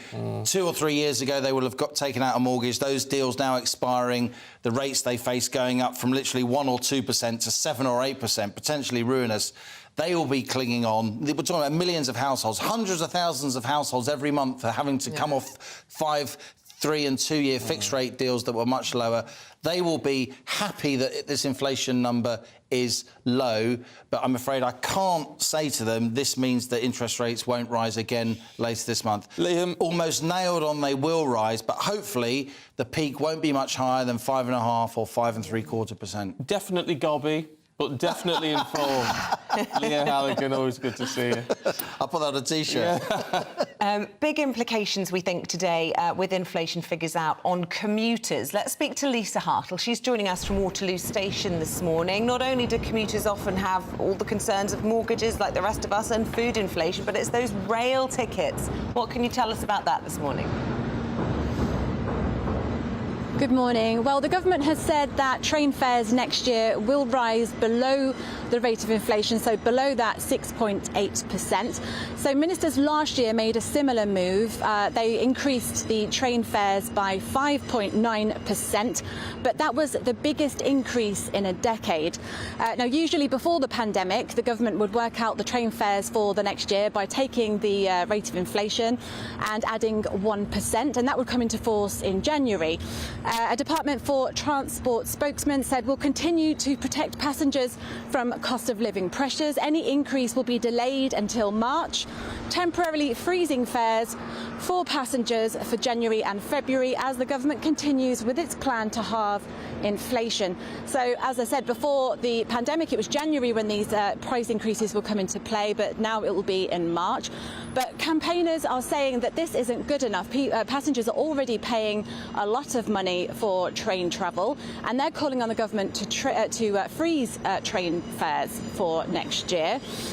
But of course, the government have said that the price increases for train travel will not be announced today. That'll be announced at a later date. Indeed. Now, talking of all things money, in an awful way, this one, an elderly couple, 79 and 80, who mistakenly printed the wrong boarding passes. They printed out the return flight rather than the outbound flight for their Ryanair flight. Said they're horrified because, of course, they had to then go to check-in, and that cost them £110. Well, Ruth and Peter Jaff from Ealing had to pay airport check-in fees after downloading their return tickets instead of their outgoing ones, costing them £55 each. It's a nightmare. Well, all this begs, then, the question, with everything being digitised in the way that it is that discriminating against some people? Let's talk to Torun Govind, a pharmacist whose business has even had customers asking them to print documents. Really good to see you this morning. What sort of impact do you think the digital world is having on a lot of the people that you see in your business? OK, well, in community pharmacy, we see a range of people from varying levels of literacy, varying levels of experience in dealing with digital. So it's we have requests for people. People come in with all sorts of queries, and whilst we're really busy trying to support people with their medication and the services that we provide, like blood pressure, it is part of the work in the community that we do that we are having to support people with, because unfortunately they have nowhere else to go. So we can direct them to support at their library, for example, but a lot of libraries have reduced their services or aren't quite what they used to be when I was growing up, certainly. So if we talk about digital exclusion, it's about people having access to services. Not everyone has the access to connect and go online. I think only 90% of households have internet access, for example. Not everybody has internet access. Then it's the skills and getting people feeling confident with using digital products and digital the internet. And it's not just about the internet, of course. People are going online for online banking. I'm sure we've all had an argument with our online banking at some point, because it can be very frustrating, even if you are an expert in digital. And then there's the confidence element of it as well. So people fear online crime. There's a bit of mistrust sometimes when they have to deal with digital, because they want to see people face to face. And actually, that's one of the reasons that we are so important in our community as pharmacists, that face to face care. They can just walk in and see us for healthcare advice and look in the whites of each other's eyes, and we can have that face to face conversation with them. And then it's the motivation as well. So not everyone sees the internet as particularly helpful or useful for them. So it's important that people aren't left behind and that we're in a society that caters for everybody. And I was certainly very disappointed to see and hear about this policy, which resulted in these people being charged ridiculous amounts of money for printing off 2 pieces of paper. I was going to ask you, I mean, you probably weren't surprised, but were you disappointed to see that Ryanair had charged? I mean, lots of criticism of the airline for it. I was very angry when I saw it. I think it's very unfair to, I think you've got to look at the people in front of you and try and make a customer service decision. And we always go out of our way in pharmacy to do our best with a patient. We have laws that we have to adhere to, but ultimately this is a policy by a company that could be flexible. And I think, to be honest, the price that they ended up paying for printing was absolutely ridiculous. And I'm very sorry that this couple had to deal with that. And I'm, in healthcare, we always go above and beyond and do our best to help our patients. We can't always fix everything, but I think there's also an element of trying to understand the patient in front of you. And in a prime example, during the prime of the pandemic, I had a patient who I had to help speak to their GP practice because the GP practice was taking phone calls, and unfortunately this patient was deaf. So I was liaising with the patient via text and then ringing the GP practice for them. So, we go out of our way to try and help people. And I think this is really awful to see that these people have been penalised, probably for a simple mistake as well. Look, Torrin Goving, good to see you. Thanks very much indeed. I mean, the reality is it's probably cost them more than the flight to have their boarding passes printed out. Anyway, Ryanair has responded to the criticism quite harshly, I've got to say. As per Ryanair's terms and conditions, which these passengers agreed to at the time of booking, these passengers failed to check in online for their outbound flight from Stansted Airport, despite being advised to do so via email the day before travel, and therefore were correctly charged the airport check-in fee of £55 per passenger.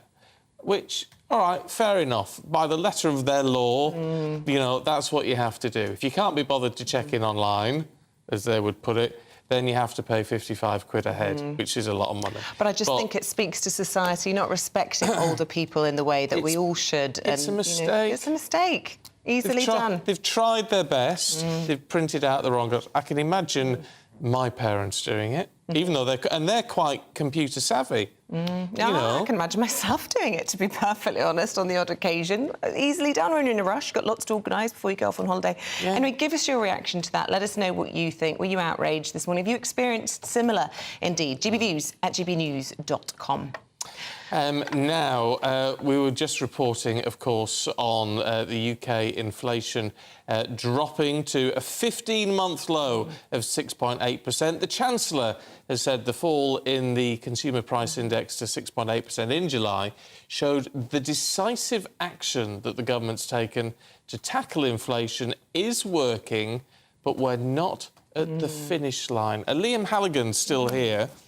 Only on the other side of the desk now, magically. Rummaging through the undergrowth, as David Bellamy would have said had he been an economist. Looking at these numbers, as we reported earlier, it's good news on headline inflation, 6.8% during the year to July, down from 7.9% the month before. That's the headline number. This core inflation number, which economists like to look at, that's inflation minus food, minus energy, the sort of underlying inflationary pressures, as some economists say, unchanged in July, still 6.9% compared to 6.9% in June. People that want interest rates to go up on the Monetary Policy Committee, they'll say, core inflation's not budging. Yeah. Having said that, the number I think they should be looking at, the Producer Price Index, input prices for firms that provide the goods and services they then sell to us. Inflation went negative in June. Prices fell for firms 2.9% in June. And during the year to July, that drop accelerated. Producer price inputs fell 3.3% during the year to July. So that trend of lower input prices is accelerating. I think that is the main future indicator of inflation. That's why I think inflation will carry on coming down as quickly as it is now. Lovely stuff, Liam. Thank you. Well, if things are getting cheaper in that respect.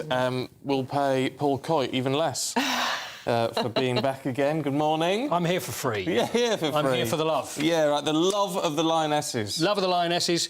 Huge game, semi-final of the World Cup, which happens this morning, 11 o'clock. It's in Australia's backyard, of course. It's in Australia and New Zealand. It's being played in Sydney, where Australia have not lost during this World Cup. We've played there as well. And it really doesn't get much bigger than this. It's almost one of those situations where I think the semi-final is going to be bigger than the actual finalists. Spain have managed to make it through after winning yesterday, and it's Australia today, and the whole of the country is behind. Yeah, well, we're all behind the Lionesses as well, from afar. Lots of supporters down under as well. But look, let's talk about Australia. We obviously know there's huge rivalry between the two nations, long-standing. But it was actually Australia who beat the Lionesses earlier on in the year. That's right. In a friendly. Yeah, it was. It was their warm-up. It's Australia have been planning this for a long time, and they've played in Europe, and they've been touring round and making sure it's hugely important to them to have a successful World Cup. And they did beat us. And it was at the time thinking, well, it's probably more important for Australia to win it than it was for England to lose, because England were at the back of 30 games under Serena Wiegmann. They'd not lost any of them. And even when it happened, I might have been one of the few that actually said this might not be a bad thing, because when you keep winning and you keep getting through, it's almost like, oh, this winning streak is continuing. So it's almost like a very, very small step back to step forward, although it's safe to say that England haven't been at their best yet through the tournament, but the best is yet to come. The best is yet to come. The best is yet to come. Absolutely, it's about momentum. I tell you what, on the Australian side, I think it's hilarious. Tim Cahill, who's a Socceroo legend. Yeah, of course he is, yeah. Old Everton. Happy Matilda's Day he's posted while retweeting highlights of himself playing. Well, look, I think he's been given a bit of a hard time on this. So it was FIFA. Now, those two pictures there are two videos back-to-back of Tim Cahill scoring goals for the Socceroos, which are the male version of the Matildas. And anyway, so the pictures have gone up, and so he's seen it and thought, as you would, couple of little likes maybe, and he's reposted it, but it's worked. It's completely backfired, because a lot of Australian fans are coming back with phrases like, you know, this is not all about you. This is it. It's got Cahill. What it said on there. So Cahill shone brightest in green and gold. Will one of the Matildas fire her way into the history books for the semi-final? Fair enough. And then he's put the 3 of flame emojis, and then people have written, "Go Tillies. Here's 2 of my favourite goals." Having a go at Tim. Self-indulgent as it gets. It's OK, isn't it? Do you think it's a bit much? It's not about him. It's about the Lionesses and the Matildas. He wasn't the one that posted it in the moment. first place. But anyway, they're having a little bit of a pop at Tim Cahill, saying he's making it about him, but it is all about the Matildas and the Lionesses. Indeed. We're very excited and nervous. Very much excited and nervous. The best 2 emotions. That's Paul, thank you. All right, let's see what the weather's going to do for you today. Here's Mark. That warm feeling inside. From Boxed Boilers, proud sponsors of weather on GB News. Good morning. For most areas, it's a dry and fine day today with lots of sunshine to come. There will be a few isolated showers, but most places will be dry, and with light winds, it will feel very warm as well. So here's the picture of them first thing on this Wednesday morning. A lot of dry, fine weather to start the day, sunshine from the word go. There will be more cloud again affecting parts of Scotland, with a risk of a few showery outbreaks of rain here. But I don't think the showers quite as heavy as they were on Tuesday. Elsewhere then, we could see an isolated shower, but I think you'll be fairly unlucky to catch one. Most places will be dry, fine, sunny spells, and feeling pretty warm as well, with light winds, temperatures reaching 14 in the far north to 25 or 26 towards the southeast, so feeling very warm in that sunshine. As we head through the rest of Wednesday into the evening and overnight, then more of the same then. Most places will be dry. Under those clear skies again, we could see some mist and fog patches, more cloud across Scotland with a few showers here, and then through the night some low clouds starting to filter down from the North Sea, so it's turning a bit cloudier here. Temperatures I don't think will be quite so low as they were on the previous night, but still towards the west some rural spots falling close to 9 or 10 degrees, so so fairly cool end to the night here. Again, most places will be dry to start Thursday morning. Lots of sunshine again from the word go. A bit more cloud towards that east coast, slowly burning back towards the North Sea coastal areas. But again, we could just catch an isolated shower, but most places will be dry. Probably the warmest of the temperatures will be, I think, towards the west as we head through the afternoon, where in those light winds feeling very warm indeed. We could see highs reaching 23 or 24 degrees, but temperatures a little bit suppressed towards that east coast. I'll see you soon. That warm feeling inside. From boxed boilers. Proud sponsors of weather on GB News. Now, coming up for you, has Disney turned Snow White into Snow Woke? It comes after bosses have rebranded the original movie. No 7 dwarfs anymore. We've got 7 magical creatures. But who agrees with it and who doesn't? We're going to battle it out in just a moment. What you get for breakfast is something that, if we do our jobs right, you will wake up to news that you didn't know the night before. It's a conversation. It's not just me and Eamonn. We want to get to know you, and we want you to get to know us. From 6, it's Breakfast with Eamonn and Isabel. Monday to Thursdays on GB News. Britain's news channel. Westminster is going around in ever-decreasing circles, followed by the media. Britain is broken. How on earth did we get into this mess? But more importantly, how do we get out of it? Join me at 7 p.m, Mondays to Thursdays on Farage, here on GB News. We will have open, rational debate. We've got to work out how Britain moves forward from this. Join us here on GB News, the People's Channel. Britain is watching. When the news happens, it happens here. And really important breaking news. Breaking news this morning. On TV, radio and online, the news starts here on Britain's Newsroom. All the biggest stories and the answers that you need from across the UK and beyond. Join Britain's Newsroom from 9:30 on GB News. The People's Channel, Britain's news channel. Join me, Patrick Christie's Monday to Friday, 3 till 6. We tackle the day's news agenda like you've never seen before. It's high tempo, high octane, the most controversial topics and the best guests. You will not be able to take your eyes and ears off it. I'm not afraid to ask the questions that you really want answered. 3 till 6 p.m, Monday to Friday on GB News, the People's Channel, Britain's news channel. People in Britain, they love free speech, but they also love fair play. I don't care if I'm speaking somebody from a trade union, from the Labour Party, somebody from the SNP. And I think the viewers like to see that actually we can challenge one another, but in a positive way. We think we ask the questions that people want to ask, and often we ask the questions that we wanted to ask in Parliament but never got the chance to ask. So join us every Saturday, 10 a.m. till noon on GB News, Britain's news channel. Hi, I'm Dan Wootton. You can watch me live on GB News Monday to Thursday from 9 p.m. And did you know that you can also watch and listen live on our website, gbnews.com. You'll always be up to date on the latest breaking news, as well as enjoying the best stories, opinions and shows. You can even join the debate under our live player as you're watching. So head straight to gbnews.com on TV, radio and online. GB News, Britain's news channel. It's all about family, being in people's living rooms, all the interaction and getting to know who our viewers and listeners are. When I was young, my dad used to say, Nana, stop arguing. I wanted an outlet that would enable me to give my opinion. People are going through a really hard time right now, and I know that you don't feel like you're being listened to by the establishment. I came to GB News because it's the People's Channel, and I want the audience to have their say on the events of the day. We're dynamic. We do something different. Democracy shows that the wisdom of the nation is in its people. I get to travel to find out what the story is from a personal perspective. The British people aren't fools. We know when we're not being told the full story. We've got to work out how Britain moves forward from this. It's the best country in the world. The establishment had their chance. Now we're here to represent your views. Britain's watching. Britain's watching. Britain's watching. We're proud to be GB News, The People's Channel, Britain's news channel.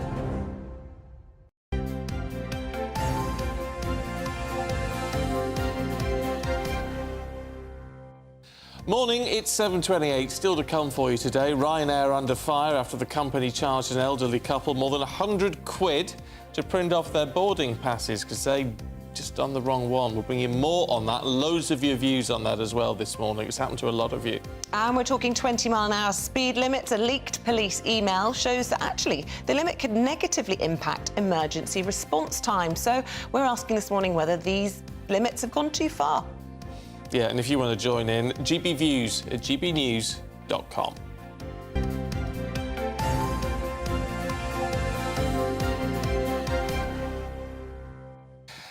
Now, Disney is releasing a musical version of Snow White and the Seven Dwarfs next year. It's all been filmed, it's all been done, but it's slightly different. It's just called Snow White. The dwarves have been chucked in favour of what they're calling 7 magical creatures. Well, let's take a look at this report, first of all, by our reporter, Ben Leo. Disney's Snow White and the Seven Dwarfs has been charming children since 1937. Who can forget this classic moment? It's no longer 1937. There lived a beautiful princess named Snow White. The 2024 remake of the classic fairy tale is being given a massive woke wash by Disney and its star actress Rachel Zegler. This is a kind of beautiful princess no one's seen before. She's a man-hating queen of woke, and Disney fans reckon she's nothing more than a bad apple. She's not going to be safe with the prince, and she's not going to be dreaming about true love. She's dreaming about becoming the leader she knows she can be. Prince was always a brave saviour in the original 1937 film, but according to Zegler's warped worldview, there's something much more sinister going on. I mean, you know, the original cartoon came out in 1937, and very evidently so. There's a big focus on her love story. With a guy who literally stalks her. Yeah. Weird. Super weird. So we didn't do that this time. Well, Rachel, fans think your decision to turn a kids' classic into an identity politics parade is weird too.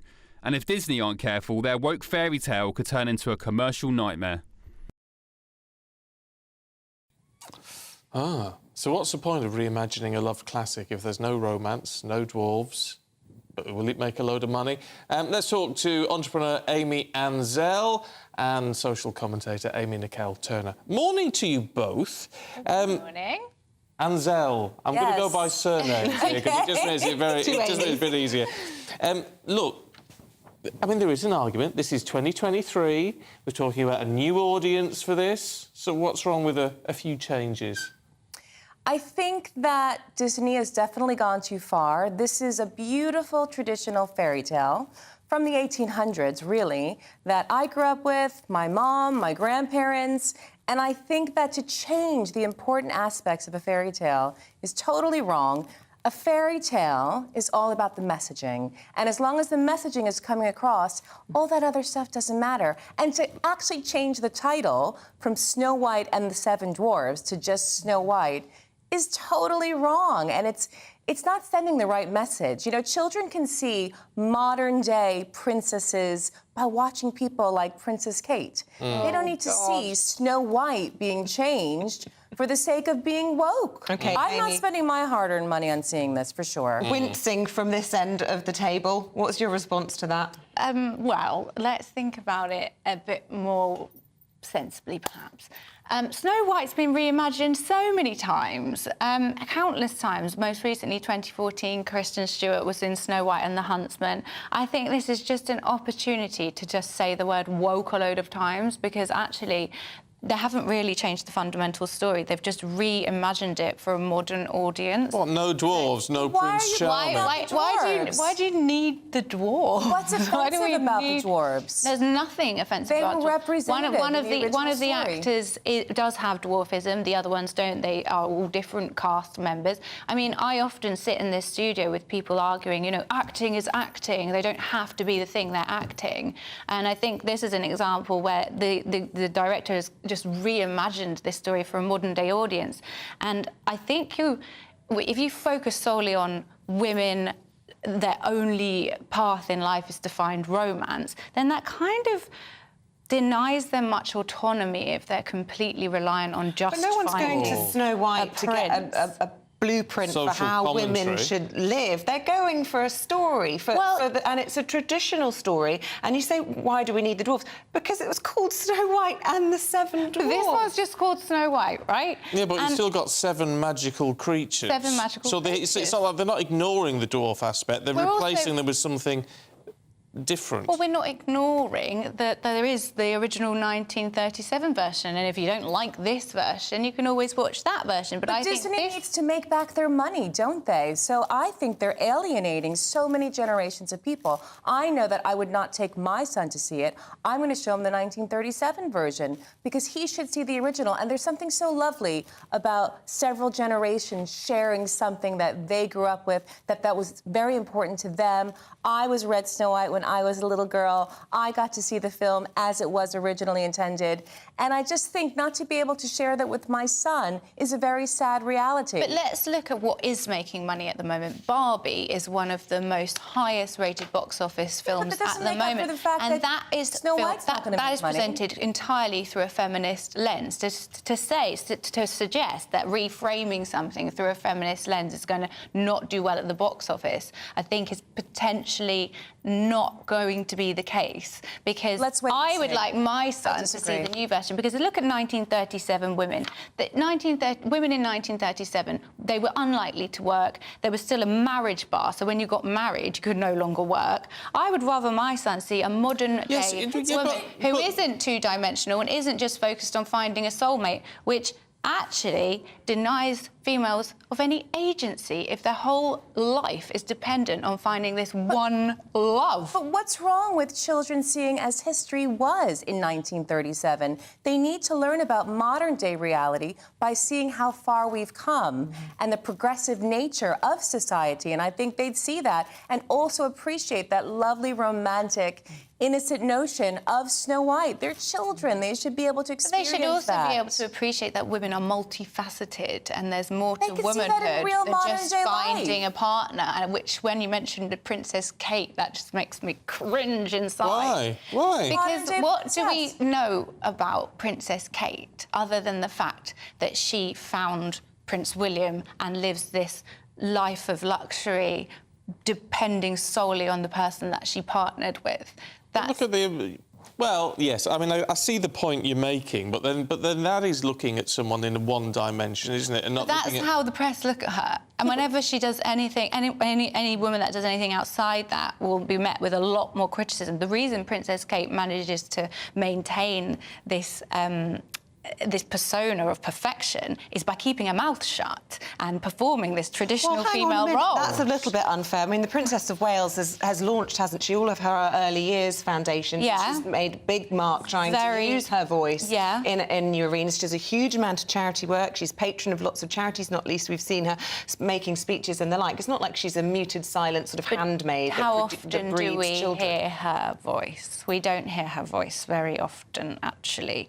And I can't think of a film more recently which is solely focused on a man finding a woman. That is quite a that is quite a sexist trope, the idea of a film based solely around a woman finding a man. I can't think of a film where the plot is a man finding a woman. Oh, I don't know. They can write new films. Disney has done that, haven't they? There's Frozen, there's Enchanted, there's Encanto, yeah. Yeah, so they are keeping up with the times and showing children more modern-day philosophies and views on issues. So I don't think it's necessary to rebrand or reimagine something that's traditional, beautiful, romantic for the sake of introducing children to modern-day issues and concepts. It's not necessary. All right, well, look, we've got to leave it there. Sadly, Amy Ansell, Amy Nicole Turner, thank you both very much indeed. You're going to have a view on that, I'm sure.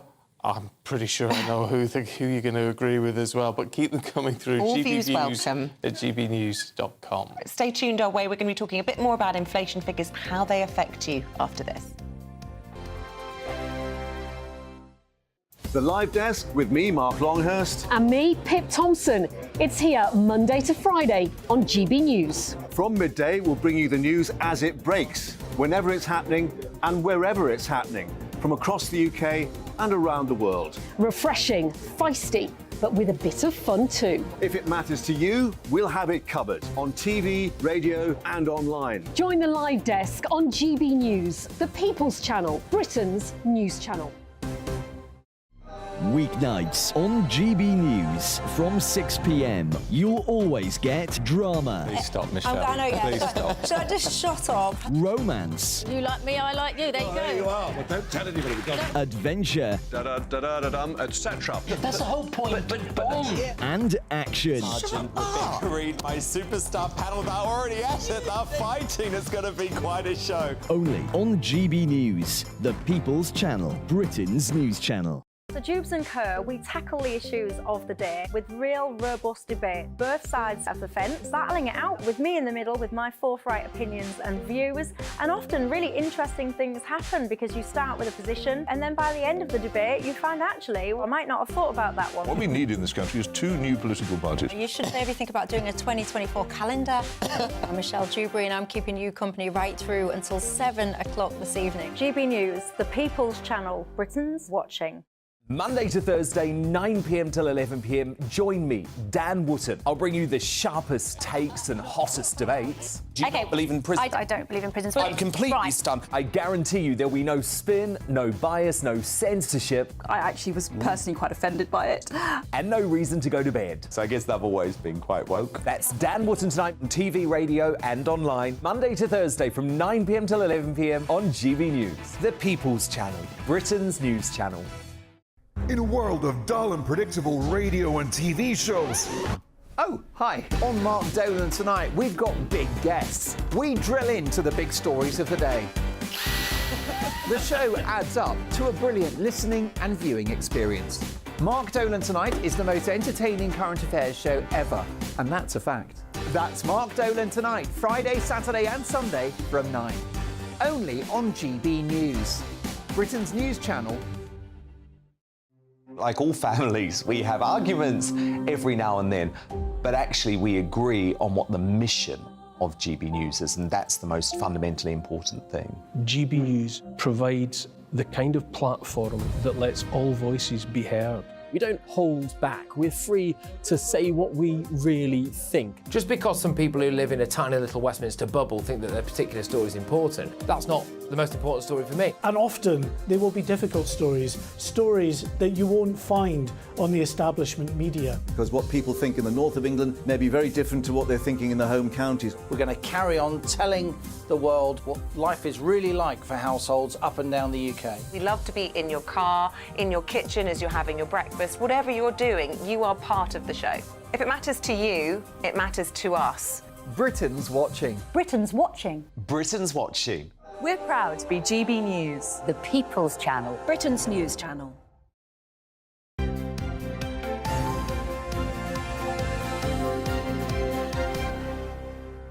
Back, the time is 7:41. We've been reacting this morning to the inflation figures, a 15-month low, 6.8%, and the Prime Minister in the last few moments has been reacting to that, saying the plan is working. He says, as Prime Minister, I am determined to build a better economy and a better country for you, your children and your grandchildren. He says that starts with tackling inflation, and the news this morning shows that the plan is working, and he goes on to say, if we stick to the plan that I've set out, we will get it done. More reaction for you at the top of the hour on that. I tell you what, let's have more reaction now. Oh, go on then, in the papers. What I'm saying is, seeing as we are joined to go through the papers, Scarlett Maguire, former Labour advisor, and also former Chief Secretary to the Treasury, David Mellor. What do you reckon to what the PM's had to say, David? Well, he has to say that, doesn't he? He will be pleased. I mean, it will, you know, our inflation rate is above any other major country. And that's because we added in a lot of nonsense of our own on top of global issues. And I cannot understand how Andrew Bailey is still in a job. Yeah. Because, look, his job is to keep inflation down to 2%. He's failed spectacularly in doing that. And, of course, because he plays one club golf and all they do is increase the interest rates, that actually is having a very damaging effect on investment, job creation and all the rest of it. Yeah. Growth. Well, and people. I mean, you know, the thing is, so Andrew Bailey basically says, I remember, I've forgotten the guy's name, the former Chancellor of the Exchequer said, if it's not hurting, it isn't working, Norman Lamont. And guess what? Norman Lamont was not affected, right? The people whom it was hurting were much poorer people. And Andrew Bailey says you mustn't go for pay increases. And how many hundreds of thousands is that man on? I mean, it's an absolute disgrace. It's not working. I mean, yes, it's coming down, but pay increases in the public sector over the last 12 months above 9%. On average. Yeah, but actually pay increases in the public sector don't affect inflation. It's pay increases in the private sector. No, because it doesn't push the price of goods up. And actually the point is that for Rishi Sunak to say our plan is working, well, Rishi Sunak, the plan is working. It's not. It's about what the Bank of England is doing. It's not as though he's doing anything. And every politician you've ever met or haven't met or heard will always say their plan is working. You know, because they're not going to say I'm useless. I've got it completely wrong. I'm going to jump off the top of a high building. You know, they're not going to do that. But it ties in, Scarlett, with the story in The Guardian you chose, and talking about wages and the pressure it puts on the Bank of England and seeing possible further interest rate rises. And it was interesting, the market reaction yesterday. They suddenly were a bit spooked by this and about the possibility that it would be inflationary. And they hadn't priced this in, and suddenly the markets were all over the place yesterday. Yeah, because the markets certainly believe that you should keep wages down. But actually, how can you keep wages down when people aren't, you know, they just aren't earning enough? I mean, in the Independent, Paul Ward, I love Paul Ward, can I say? I think he's completely brilliant. Says British workers have not had a normal pay for over 15 years. Right? I mean, there is a real problem about most people and how they're living because of inflation, because it hasn't come down, and because wages are not keeping up, and people are finding it very, very tough. And that's what we've got to think about. And for them, but it would help, wouldn't it, if then the Bank of England didn't keep putting up interest rates? I completely agree, Stephen. Clearly putting up interest rates is not working, but if right? you then put up people's pay rises in line with that, we'll never get rid of inflation. No. Right, but David, you know, it's all very well for you to do it, but you know, you'll expect your pay to keep up with inflation. But I'm a poor pensioner. You're a poor pensioner who probably earns quite a lot of money. I just think that actually for an awful lot of people, it's really, really tough. And so if they say really tough, but how do you, the point is, how do you avoid it? And you can't just approach it all by saying, actually, the people who are making the decisions don't know what they're talking about because they've got plenty of money. But they don't. Well, but you can't have someone who's struggling running the Bank of England. No, but you can have people running the Bank of England trying to think about the whole of the British people instead of just the top, right? But Scarlett, normally I agree with you and think you're an eminently sensible person. Says he, how about that for the patronising comment of the day? But the problem is that if, you know, people have immediate gratification of their impulse to earn more money, we never will purge inflation out of the system. And we have a precedent for that, because you are old enough, just about, aren't you, to remember the Labour government of the 70s, when inflation went up to 27%, just on the back of all of that. You probably were voting Labour at that point. I think I was so left-wing I probably wouldn't even vote Labour. Yeah, I think I did. I voted Labour a few times then, but because there were a lot of elections. But the problem was it wasn't just about wages. I mean, it's much more complex. I mean, you've said, David. I mean, our economy is actually worse than a lot of others because we've got a lot of other problems. I mean, we keep forgetting that it was only a year ago that we had Liz Truss, right, who crashed the economy. I mean, that's one of, you know, that wasn't anybody else's fault. And then people go, oh, she wasn't really given a chance. And you think, God, you know, what would giving her a chance mean? Became untenable. Well, look, really. tied into all this, because you've got a lot of economic stuff here, and you mentioned it a second ago, David, and it's on the Express, looking at pensioners and the triple lock and the £72 a month extra you'll be getting, David. The poor pensioner. But I'd almost, look, of course, people who live on pensions and that's their sole source of income, you cannot begrudge them an increase. But we do have to point out that that triple lock means purging inflation from the system becomes that much more difficult, because when you look at the monumental cost of increases in pensions, increases in social security and so on, it becomes near to unaffordable. Yeah. I mean, I think one of the problems is I think David's absolutely right. For people who have to live, and that is all they've got, is the old age pension. It is really, really tough, and there's no other money well, coming in. Less than £1,000 a month. But if we know that the reason for the triple lock is because, you know, a lot of people over 65 vote Tory, and it's about keeping them happy. I mean, it's a complete political thing. Meanwhile, people on universal credit, get tiny, tiny pay rises, and in fact, they lost £20 a week, you know, from things. Yeah, but people are living so much longer. It is, as David says, unaffordable and unsustainable, and it just means that the working age is going to have to go older and older and older, to the point that people will be working into their mid-70s in order to be able as to... some of us do. I could possibly venture a guess as to how old you are. There's no way Labour would drop the triple lock. No. They won't drop the triple lock. They won't drop the... I mean, the problem is that pensioners are safe, and frankly, they should be. But what worries me is how many people aren't safe. Is that it's OK for pensioners, but it's not OK for other people. Well, Labour won't drop the triple lock. They also won't drop the barges, David. And you've chosen this story in The Telegraph, focusing on the Bibby Stockholm specifically. Border Force insiders saying they don't understand this decision to let people on board before the bacteria results came out. Well, none of us do. No, I mean, that was shambolic.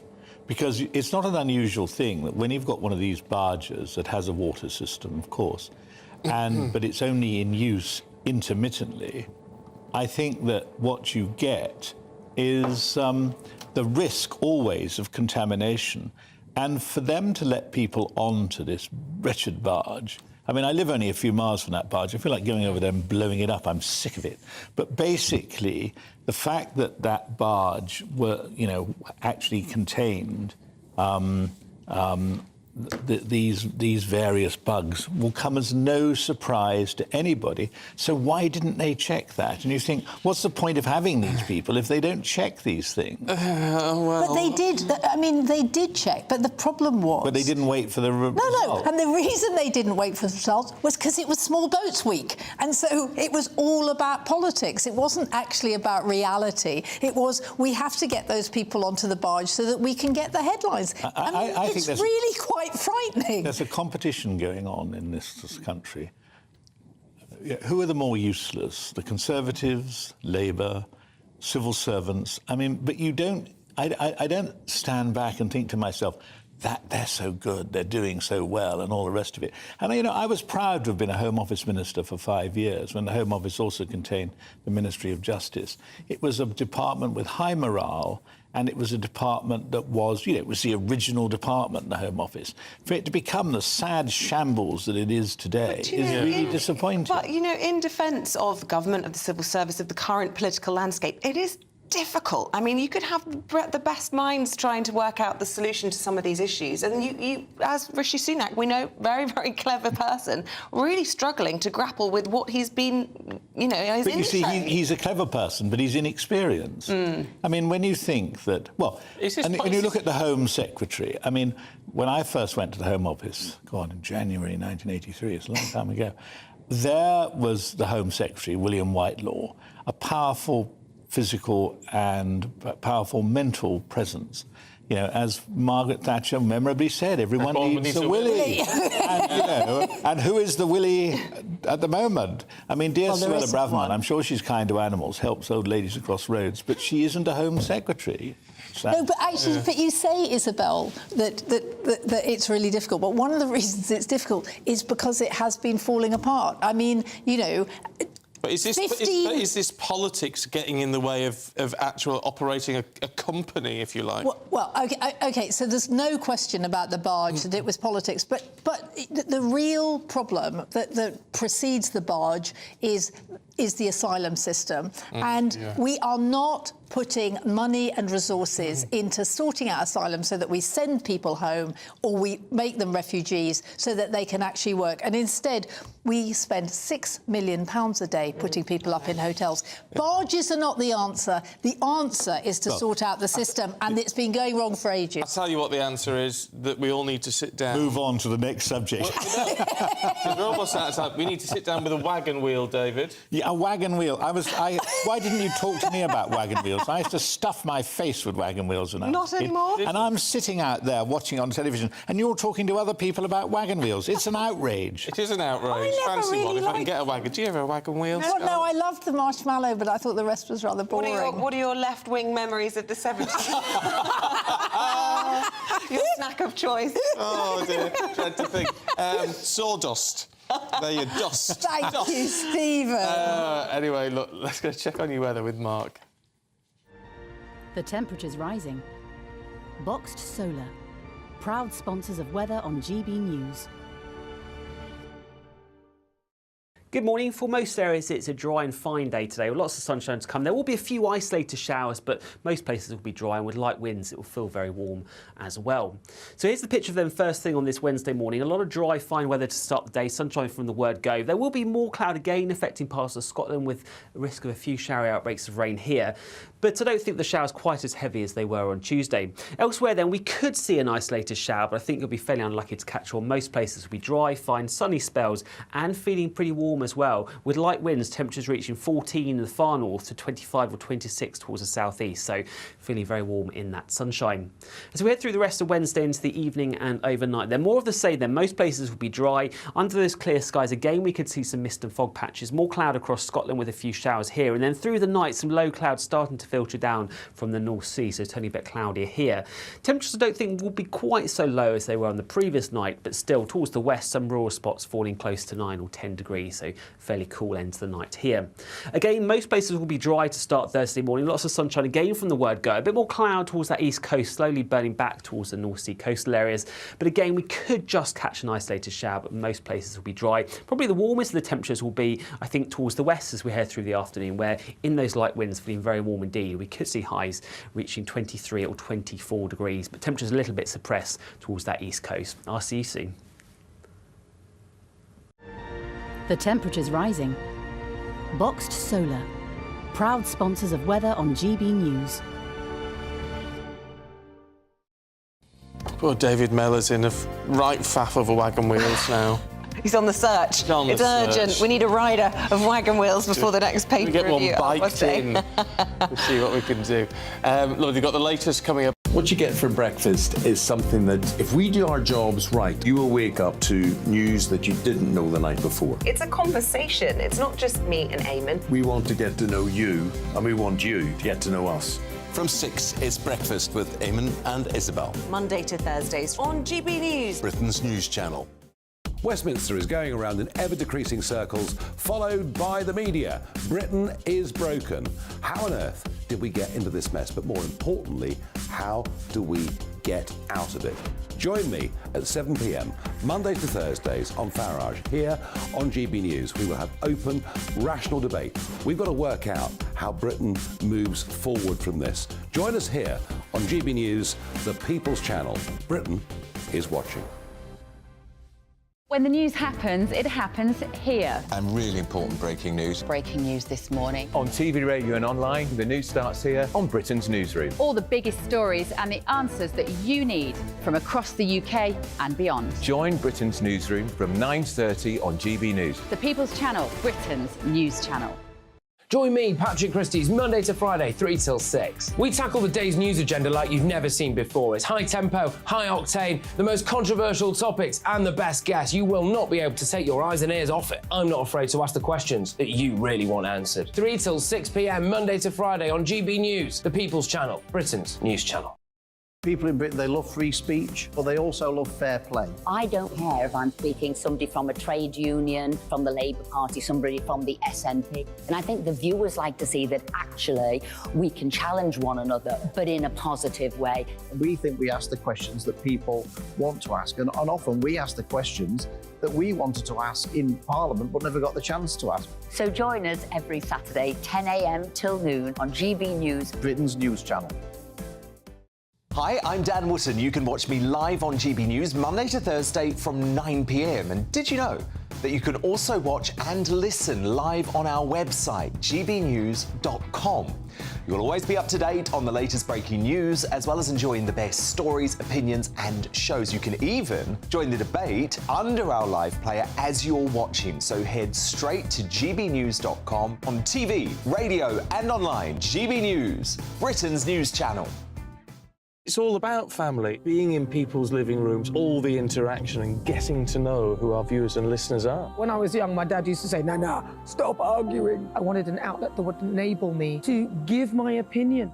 People are going through a really hard time right now, and I know that you don't feel like you're being listened to by the establishment. I came to GB News because it's the People's Channel, and I want the audience to have their say on the events of the day. We're dynamic. We do something different. Democracy shows that the wisdom of the nation is in its people. I get to travel to find out what the story is from a personal perspective. The British people aren't fools. We know when we're not being told the full story. We've got to work out how Britain moves forward from this. Is the best country in the world. The establishment had their chance. Now we're here to represent your views. Britain's watching. Britain's watching. Britain's watching. We're proud to be GB News, the People's Channel, Britain's news channel.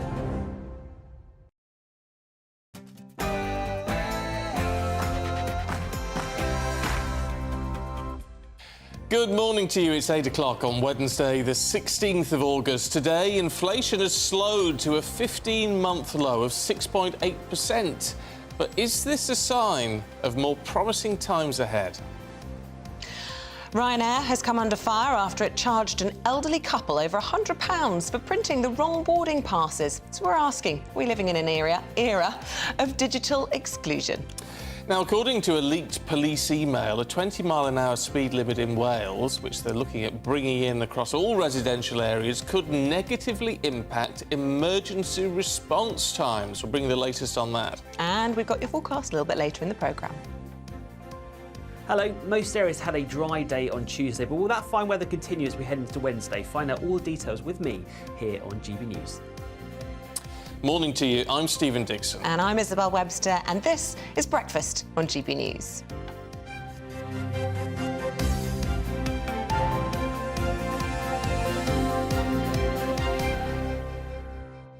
It's all about the money this morning, as that song goes, because are we going to have more of it in our pockets? Well, you'd hope so, but it's hard to tell, actually, at the moment. The latest figures released an hour ago show that inflation has fallen in the last month. It was 7.9%.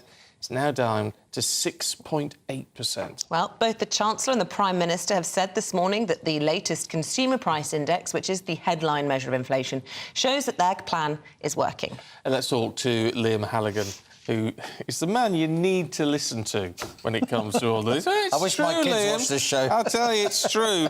So, look, what is this? What's driven this, and what is this going to mean for us moving forward, do we think? Look, this is good news. Inflation's now falling, and it's falling at an accelerating pace.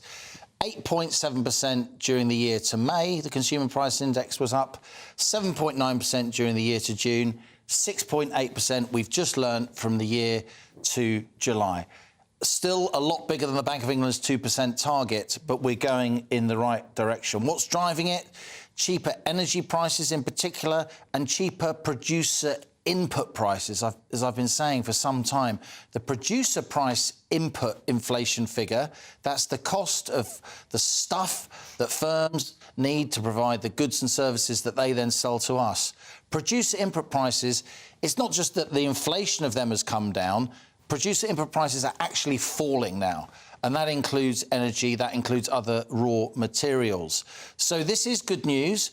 Unfortunately for mortgage holders and for companies that are in debt, and 75% of company debt is on a variable rate, I don't think this is going to be enough to stop the Bank of England raising interest rates again for the 15th time in a row when the Monetary Policy Committee next makes an announcement on interest rates on the 21st of September. Yeah, and there are huge implications associated with that, aren't there? I mean, we look around what other countries are doing and they're just not having to do the same sort of measures that we are. You would argue we probably don't even need to have these interest rate rises, but there is this pressure on the Bank of England to try and get inflation under control even further. The question, I suppose, is whether it's working. It's certainly true, Isabel, that we are still something of an outlier when it comes to inflation.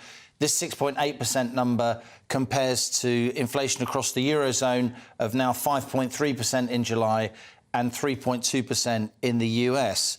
But, you know, let's be clear, the European Central Bank, the Federal Reserve, they're still raising rates. So it's not like we're an outlier in terms of higher interest rates. We're seeing countries across the emerging markets having to raise interest rates as well. Having said that, I do think we are a particular outlier when it comes to energy prices. Our energy prices have been a lot more elevated, particularly for households, than they have been in Europe and particularly in the US. The US has got this fracking revolution, drilling oil and gas using special methods that we have outlawed here in this country.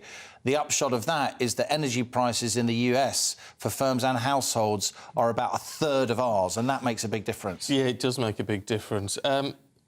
It was interesting, we were talking to Scarlett Maguire before, and she was saying, you know, that these decisions about interest rates are made by rich people for rich people.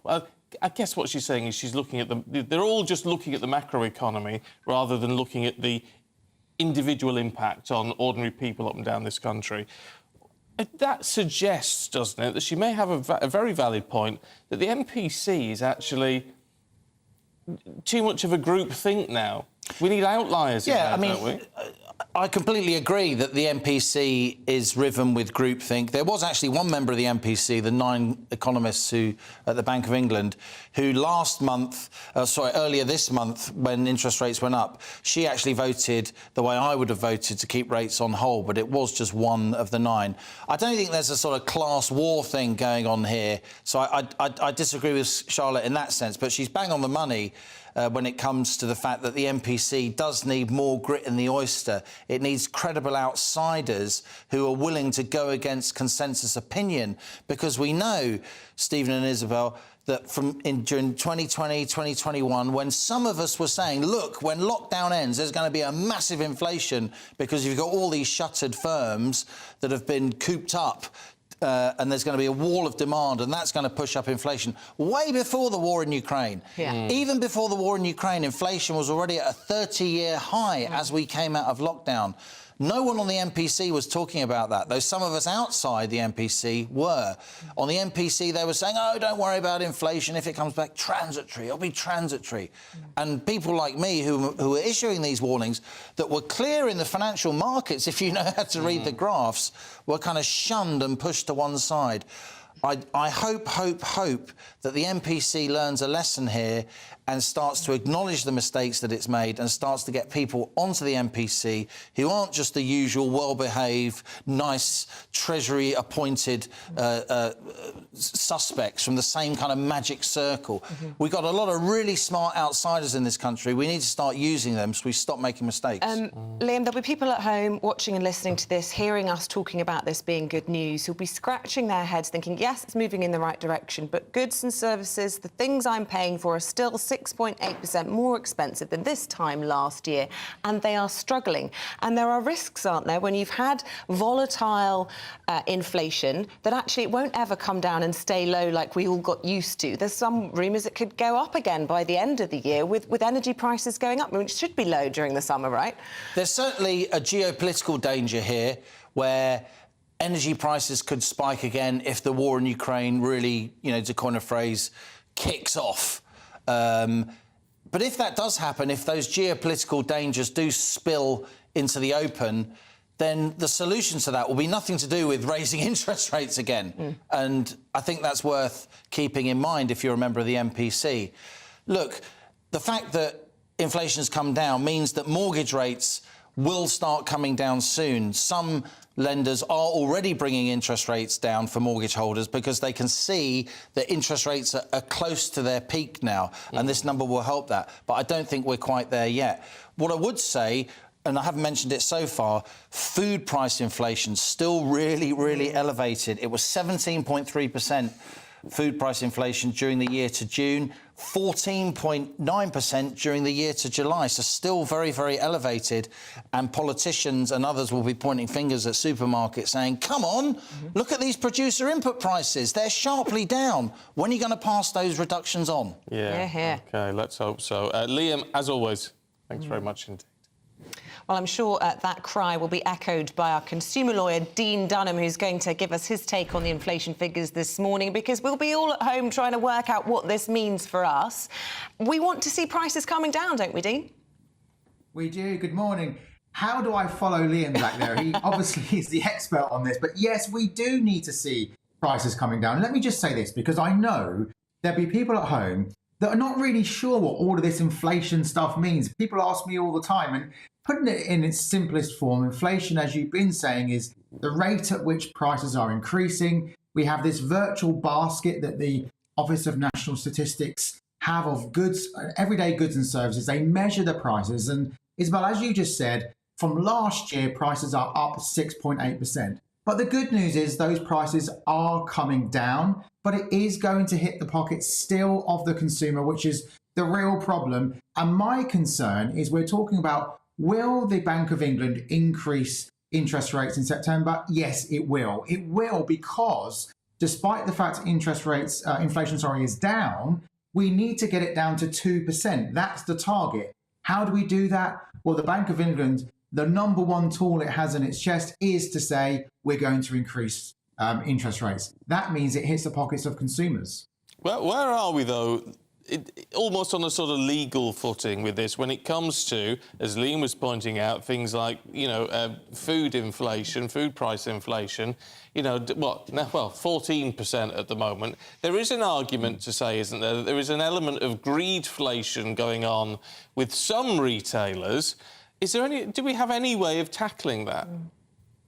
Well, there's a moral argument to say they should be reducing those prices in line with what we're seeing with inflation and so forth. But there's no legal entitlement for us to have prices reduced. These private companies can charge whatever they like. What we can do as consumers, obviously, is shop around, go to other supermarkets. And Stephen, let me say this. I'm aware that there are lots of local authorities that are doing grant schemes. I've seen Kent, as a local authority, giving out £100 vouchers and so forth. Go online, have a look. There's more help out there.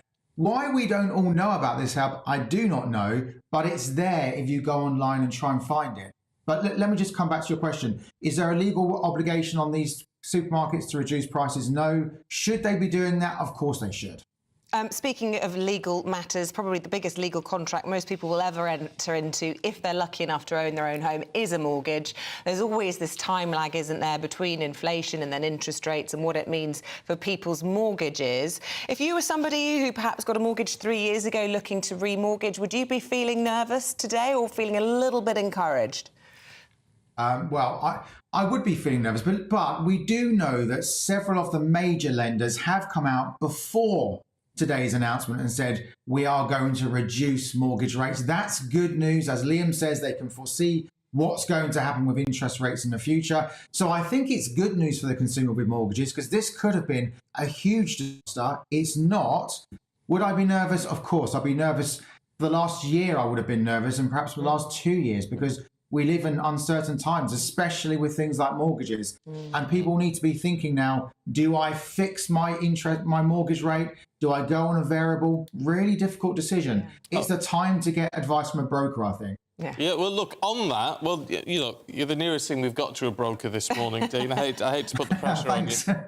I mean, there's got to be a strong argument for people, because we're so used to switching from deal to deal to deal now. It's become the norm when it comes to the mortgage market. Is it time, do you think, to say, if you come off a deal, going to risk variable for 6 months and then see what's available? Stephen, let me say, I'm not an expert on mortgages, so I'll put that big caveat in there. If it was me, I think I wouldn't be fixing yet. There's still too much movement in the market. I mean, no one really expected lenders to come out this week and say, we are reducing rates because of what's happening next. We didn't know that was going to happen. How do you know it won't happen again next month, the month after? I think, as you say, it's time to watch the market go variable and think about fixing when we see some more stability. Fixing can be good. It gives you a lot of certainty. So if you know what your income and your outgoings are, it's a good thing to have a fixed interest rate for what's probably your biggest asset, as in your mortgage. At the moment, I think it's moving too fast. We were pleased to hear that Liam Halligan was nodding along vigorously to what you would do if it was you. But anyway, we should caveat that, as you say, we're not mortgage brokers ourselves, but that's what the panel seems to be consensusing on this morning. Dean Dunham, consumer lawyer, Liam Halligan, our thanks to both of you for that this morning. Now, an elderly couple who mistakenly printed the wrong passes for a Ryanair flight said they were horrified after being charged 110 quid when they got to the airport. Well, you can understand why Ruth and Peter Jaff from Ealing were upset. They had to pay airport check-in fees after downloading their return tickets accidentally instead of their outgoing ones. Well, let's talk to Sally West, who's policy manager for Age UK, who joins us now. It's really good to see you this morning. And look, what is interesting with this is, obviously, this is focusing a little bit on, you know, an older couple. But these sort of issues don't just affect the elderly, actually, do they? And it just seems that they've been really hammered by this in this particular circumstance. Yes, and thank you for inviting me on this morning. Yes, we're hearing from a lot of people who are finding it difficult because everything's going digital. Not everybody uses the internet at all. And also, many people perhaps use the internet, use digital skills a bit, but aren't ever so proficient. So it's partly about, you know, individuals not necessarily having the skills, but it's also this headlong, everything going to be digital. And there's great benefits from technology, of course, but as companies and businesses and service providers want to use digital services more and more, they need to make sure that, firstly, there are options for those people who don't use technology at all, and also that things are easy to use so that those of us who are online and do use technology don't have any difficulties using it, as in this couple who, you know, said they struggled a bit with the website and by, you know, just a mistake, printed out a form and really got clobbered for it. Yeah, well, Ryanair, in their defence, have put out a statement saying this was all in the T's and C's that they'd signed up to, that they'd been sent an email reminder. But lots of viewers getting in this morning, sort of with the same sort of story, saying I was fined by Ryanair, exactly the same issue in Bordeaux last November. For some reason, my phone wouldn't allow an electronic ticket. And Bianca saying we were also charged an extra €150 on our way back from Valencia. And they said we reluctantly paid and were immediately handed out clearly already printed off boarding passes. They had our names on. We were, of course, supposed to be on that flight. We'd already paid for it, but Ryanair were having absolutely none of it. And the defence always is, well, they should have filled in the forms as per the emails. Well, it's not always easy to use technology. Websites aren't always perfectly designed. And I think, you know, this is a sort of a genuine mistake. And really, does it cost that much to print out two boarding passes at an airport? But I think this is, you know, it's typical of a broader issue. You know, we're hearing from all sorts of people who, perhaps because they haven't got a smartphone or the latest technology, they're finding it difficult to park their cars because they need to download an app for the parking meter, or they're finding it difficult to contact their GP because it's all sort of online appointments and they're hard to get through on the phone. So, you know, I think this is an example of where technology is moving on a bit too quickly without companies and providers making sure that their systems are very good, but also that there are options for people who don't use technology or maybe not as computer savvy as others. I mean, I was going to say, because I'm all for technology, Sally. I love it. I think it's great. However, there is a real argument here to say, look, give it another 10 years and the older generation then will be more tech savvy, because it's just how it moves up through the ages, isn't it? But at the moment, it seems like these companies are moving faster than our older generations can catch on. You know, they're not going to be as computer savvy as someone in their 60s if you're in your 80s, because it's just so much has changed within 20 years. Well, I mean, I think that's right, although I think we have to remember that there are younger people who haven't got the latest technology, or perhaps can't afford it, or maybe haven't got the sort of the skills. And also, you know, as we age, things change a bit. You know, you left work 10 years ago, you may find the systems have moved on a bit, or, you know, you may find you're a little bit slower. So, you know, we need to sort of ensure that people have the technical skills where they can. You know, Age UK, we do a lot of supporting people to gain digital skills and improve them. But we also need to remember there are always people who won't have the latest technology or will struggle with it. So we need to be able to accommodate that. As you say, great benefits from technology for all of us, and lots of older people of all ages, you know, find technology great and really get benefits from it. But we mustn't forget, not everybody does. Now, Sally, I've got to ask you, will Age UK back the GB News Don't Kill Cash campaign? We want to have cash guaranteed in the UK for a number of years to come because of this digitisation issue. Is it something Age UK can support? Well, we're certainly looking at ensuring that we know that cash is really important for a lot of older people. So that's another area that, you know, for some people, cash is the right way to go. People should be able to access cash, and people shouldn't be able to go into shops and find that they can't spend their money because you know they've only got cash. It makes business sense as well, doesn't it? Because, you know, there's a lot of people who aren't online or who don't use technology, want to spend their cash, and why would businesses be turning that customer away? I think we'll take that as a yes. Yeah, absolutely. Sally Webster from Age Thank UK, you. really good to see you. Right, on to the other big story of the day. The Lionesses are in the semi-finals of the World Cup in Australia at 11 o'clock this morning, and Paul Coit is here. I am. Huge anticipation and excitement. Yes, that's just me. The question is about you, of course. Can we do it? Will we do it? Of course we can. Absolutely, of course we can. It's our third World Cup semi-final in a row. 2015 in Canada, where England lost to Japan. For me, that was the moment when women's football turned, and then people started paying a huge amount of attention to it. And then the Lionesses built, and then we go on to 2019 and lost to USA, who ended up winning the final. Both of them were really, really close. I mean, the first one was, there was an own goal, I remember, and then this one, there was VAR that was involved when it came to USA. So now, this semi-final against Australia, and it really won't get much bigger than this because they're the home nation. We should be better. I mean, we're on paper, and as far as rankings goes, we are better than Australia. See, so it's a home run. We're better than Australia, and if we get through the final with Spain, yeah, we're much better than the Spanish. We are. If only everything was as simple as that. Won it. But It should be as simple as that. If only it was. It's a home nation, but it's an Aussie home nation. And there is no nation, I don't think, really, who is quite as ferocious when it comes to the support of their country. They love their sport in Australia, don't they? And so the crowds today, and have the Lionesses ever really, particularly this squad, played in a stadium with these kinds of numbers? Yeah, I mean, they have, but with such a partisan crowd, it really is, and I think it's something that they can most definitely handle. Let's not forget, last year, the Lionesses won the Euros, but that was our home crowd because they played the final against Germany at Wembley. So this one now against Australia, and Australia have really, really bought into it. And, of course, they love their sport. There is the rivalry there. We've already been through the Ashes. We've done badly. Well, we drew the Ashes with, as far as the men's concerned, just so close as far as the women was concerned, lost that. There was the netball,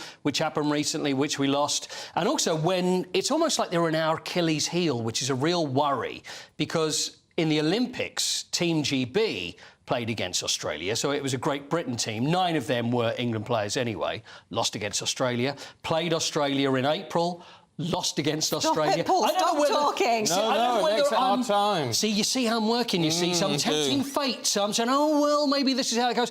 It's now our time to beat Australia. It's now or and if never. you're going to beat them on, it's going to be in the World Cup.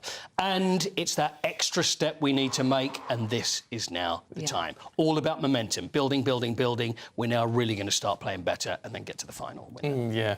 Well, we need to get our face paint on. We did it for the boys. Yep, absolutely. We need to do it for the girls. Should we? I won't say we'll leave it for the final. I won't even say No, that. say 'cause it. that's We just will. We'll going leave too it for the far. final when we beat Spain. We'll have our face yeah, paint you can on. say that because the final's on Saturday, isn't it? Yeah. When none of us are working. Yeah, OK. Well, I'll be definitely We'll working. be posting pictures of us with face paint on then. Let's get through it. Someone once said, take each game as it comes. So let's do Good that. advice. Who said that? Oh, every football person Play on the in spot. the world. They all say Someone that. and everyone. It goes back to the person who invented football. There we go. Who was that? Oh, gosh. On that note, we'll say goodbye. Take each game as it comes. Good luck to the Lionesses. We're rooting for you. And lots of people lucky enough to be down there in Sydney as well, watching the game. Wouldn't you love to be there? Oh, yeah, a friend of ours is down there, isn't she? She? Oh, Yeah, Jackie. Oh, of course she is. Yeah, well, yeah, she's working. She's working it, but I don't think she cares that she's working it. She's having a whale of a time. Anyway, look, they're speeding ahead towards the semi-final, but what are you doing speed-wise? 20-mile-an-hour speed limits being brought in right across Wales. We're going to look at it as to whether it works or not. That's our debate in just a moment. That warm feeling inside.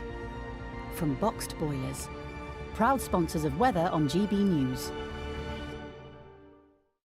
Good morning. For most areas, it's a dry and fine day today with lots of sunshine to come. There will be a few isolated showers, but most places will be dry, and with light winds, it will feel very warm as well. So here's the picture of them first thing on this Wednesday morning. A lot of dry, fine weather to start the day, sunshine from the word go. There will be more cloud again affecting parts of Scotland with a risk of a few showery outbreaks of rain here. But I don't think the showers quite as heavy as they were on Tuesday. Elsewhere then, we could see an isolated shower, but I think you'll be fairly unlucky to catch one. Most places will be dry, fine, sunny spells and feeling pretty warm as well, with light winds, temperatures reaching 14 in the far north to 25 or 26 towards the southeast, so feeling very warm in that sunshine. As we head through the rest of Wednesday into the evening and overnight, then more of the same then. Most places will be dry. Under those clear skies again, we could see some mist and fog patches, more cloud across Scotland with a few showers here, and then through the night some low clouds starting to filter down from the North Sea, so it's only a bit cloudier here. Temperatures I don't think will be quite so low as they were on the previous night, but still towards the west some rural spots falling close to 9 or 10 degrees, so fairly cool end to the night here. Again, most places will be dry to start Thursday morning. Lots of sunshine again from the word go. A bit more cloud towards that east coast, slowly burning back towards the North Sea coastal areas.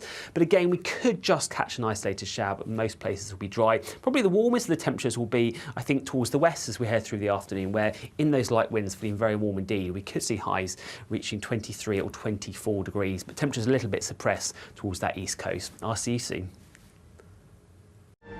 That warm feeling inside. From Boxed Boilers. Proud sponsors of weather on GB News.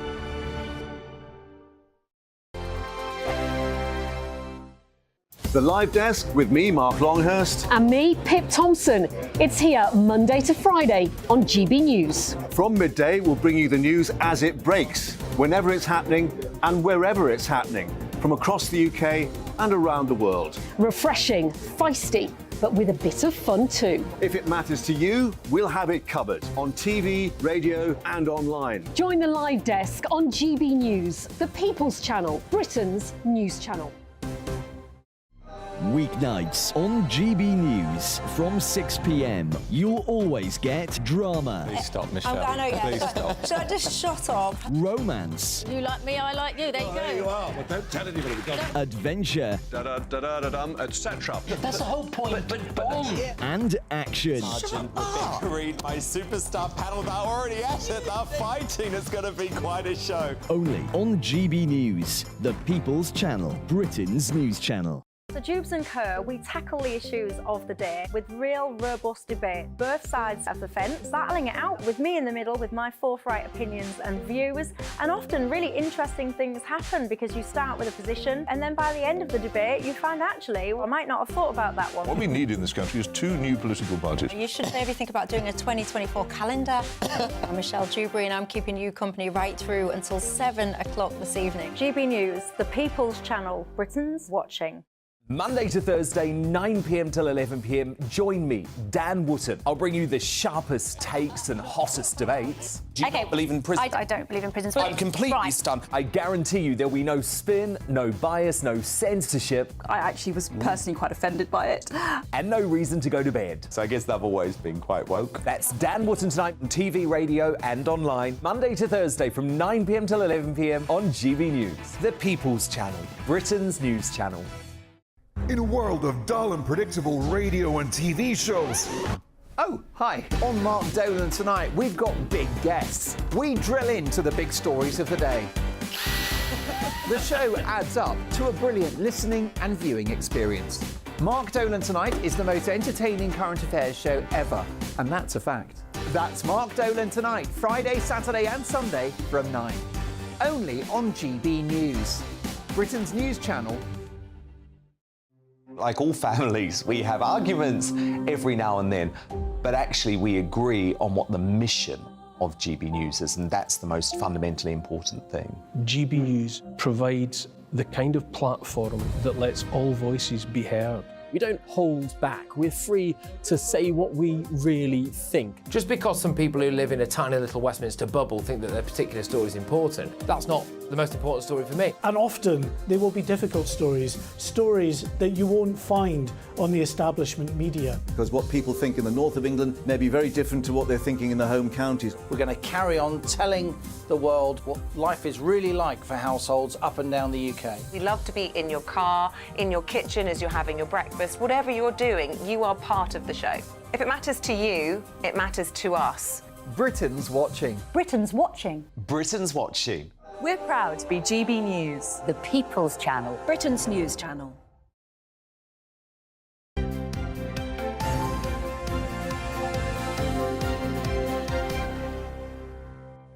$8.29, good morning to you. Still to come for you today, we're looking at the latest inflation figures and finding out what that reduction in inflation, it's gone down to 6.8%, which sounds great.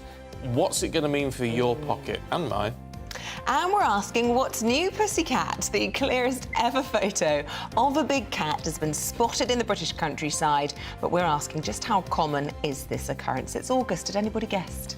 We'll be talking about this. What I don't understand with all this is we know from where that's come from that it's a very old picture that's just been refound. So it's a bit like the shark discussion yesterday. It's like the shark discussion. It's silly season, but we're loving it. And now they're trying to work out whether or not it's even a real picture or a fake. So there we go. But nevertheless, we'll talk about it anyway. Lots more coming your way. We love to hear from you. You've been keeping us amused throughout the morning. gbviews@gbnews.com.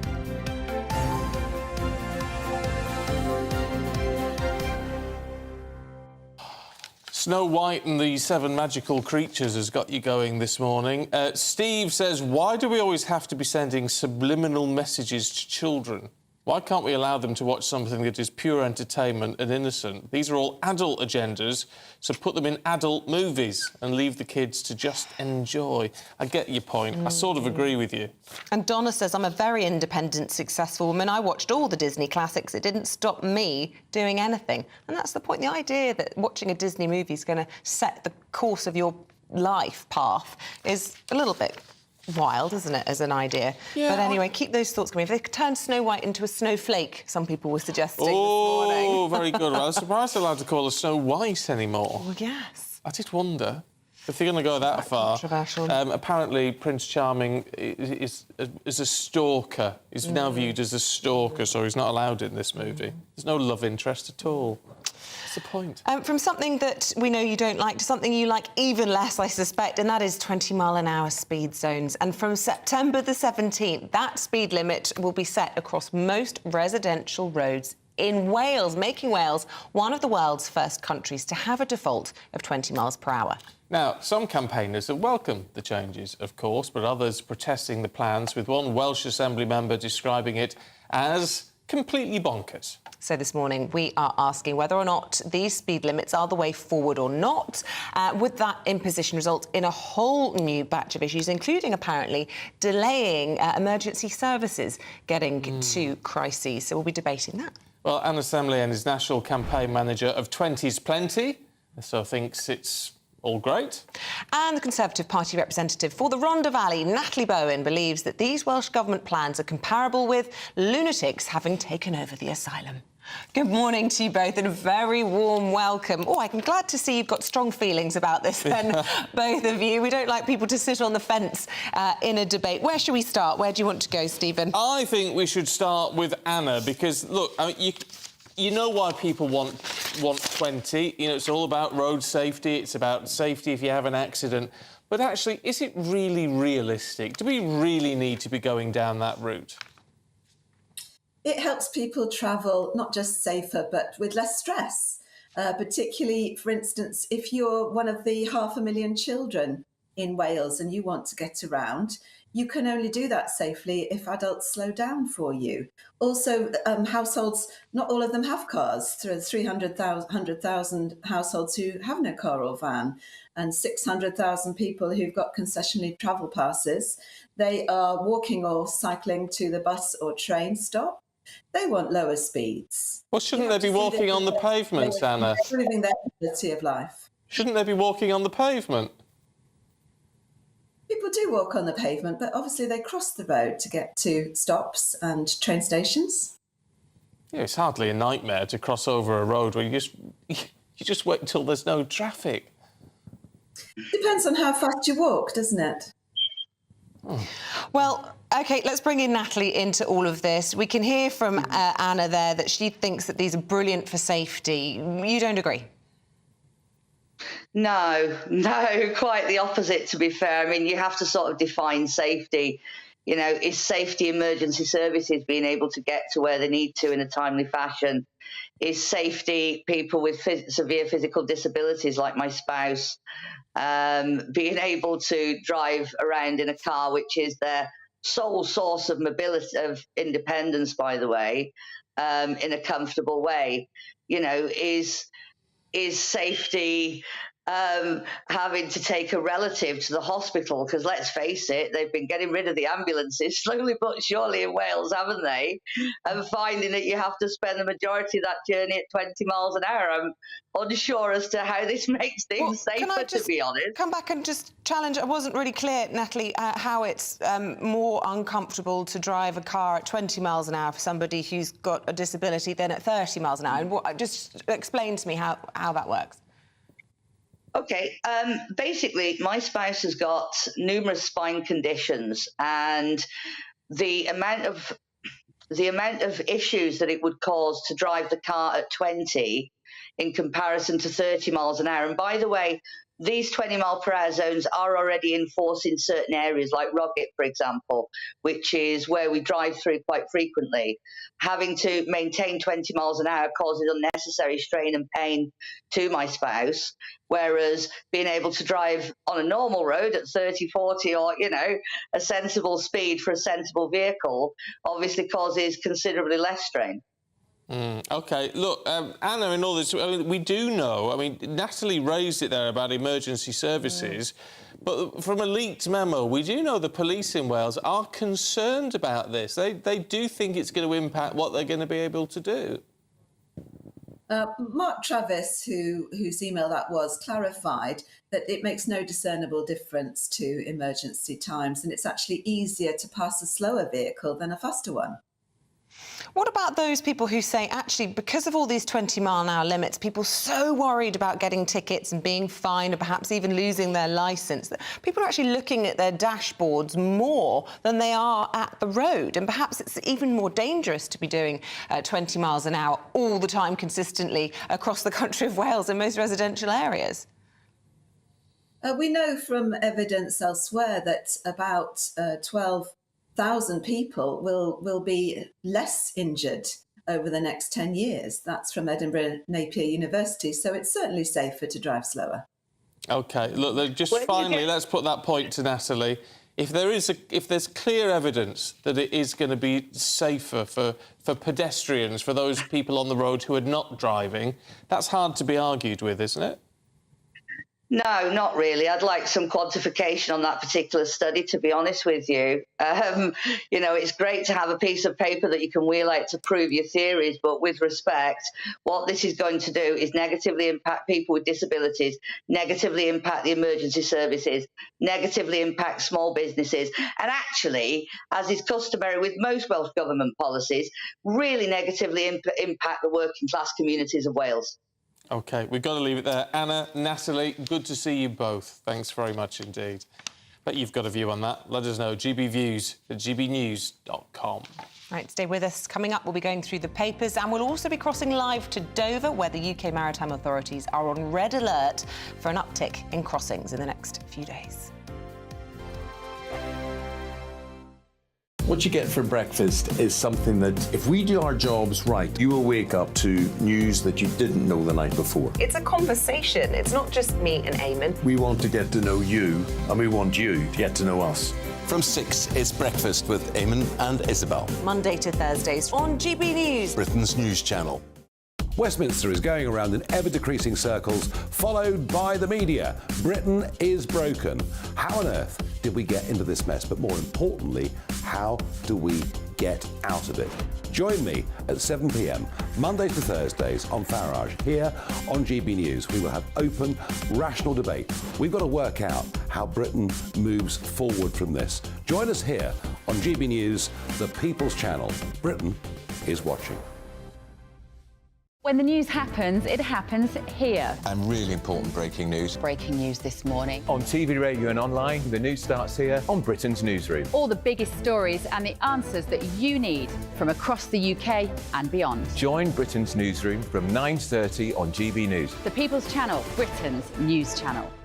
Join me, Patrick Christie's, Monday to Friday, 3 till 6. We tackle the day's news agenda like you've never seen before. It's high tempo, high octane, the most controversial topics and the best guests. You will not be able to take your eyes and ears off it. I'm not afraid to ask the questions that you really want answered. 3 till 6 p.m, Monday to Friday on GB News, the People's Channel, Britain's news channel.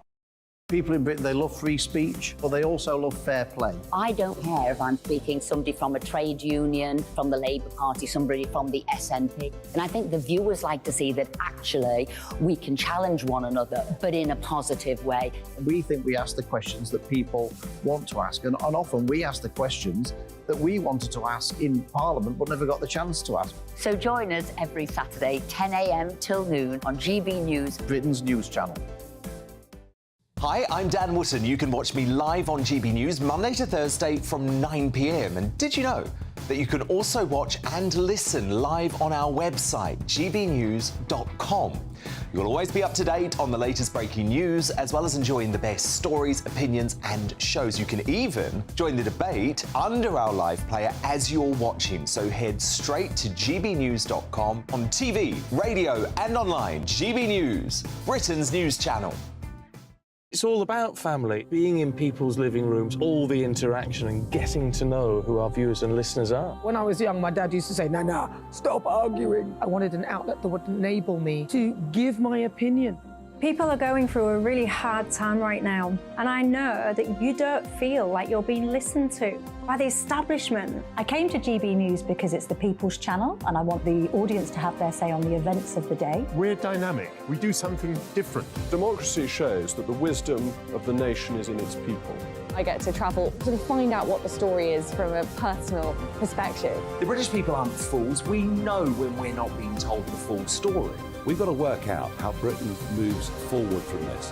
It's the best country in the world. The establishment had their chance. Now we're here to represent your views. Britain's watching. Britain's watching. Britain's watching. We're proud to be GB News, The People's Channel, Britain's news channel.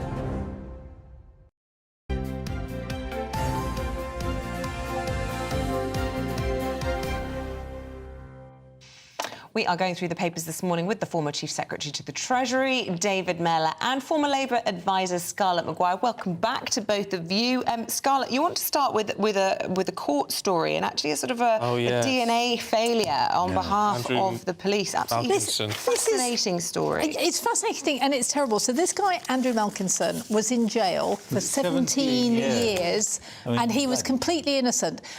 That's bad enough. And now we discover that 3 years into the jail sentence, they discovered that there was DNA. So it was a rape, right? And the woman was bitten on her breast and it was different DNA, and they decided not to tell the defence. And the criminal case review people said, no, we're not going to do anything. So he spent, it's bad enough spending 3 years. He spent an extra 14 years in jail because they didn't do anything. And it is out. This man's life was completely ruined. And indeed, he was in longer than he would have been if he could have admitted guilt once he was in.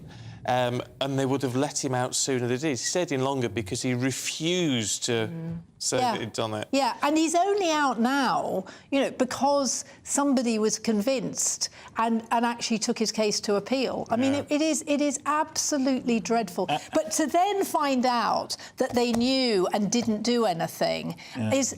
well, there has to be recourse taken against those people, presumably. There has to be. Well, one would hope so, because it's not the job of the prosecution to get a conviction. It's a job of the prosecution to present the case. And if anything, that they find out anything that actually tends to suggest that the person they're prosecuting is not responsible, it is their duty, not something that nice people would do. It's their duty to reveal that evidence. So, there's a clear breach of professional behaviour in this. And because this was the Criminal Case Review Board, and we know from the 80s, David and I remember, that there were an awful lot of cases of miscarriage of justice, and because of that, this was instigated.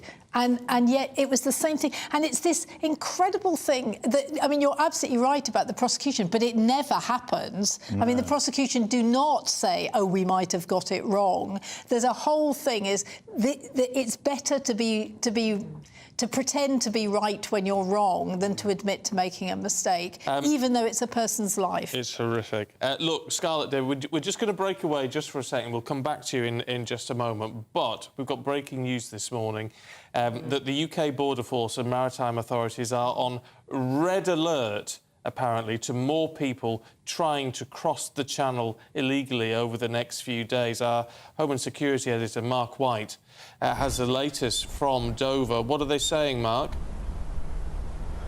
This emergency is underway as we speak. There are multiple small boats now crossing the English Channel. Border Force was on red alert from last night, really, expecting that there would be small boat crossings today because we've had that break in the weather, the first real break in the weather since that tragedy on Saturday in which 6 people died when their boat got into difficulties in French waters. What we're told is that the first Border Force vessel came in here about 3:30 this morning with around 50 Channel migrants on board. But as we speak now, we're getting reports that the Dover lifeboat has been called out, the Ramsgate lifeboat has been called out to assist Border Force because already their vessels out in the Channel are being stretched to the limit with multiple sightings, at least 9 sightings so far that are being reported, and several have already been picked up. What happens is that the Border Force vessels will pick up a group 50 or more people on a boat, then they'll rush to the next sighting to pick up these people before then either handing them off to the lifeboat or heading towards Dover Harbour.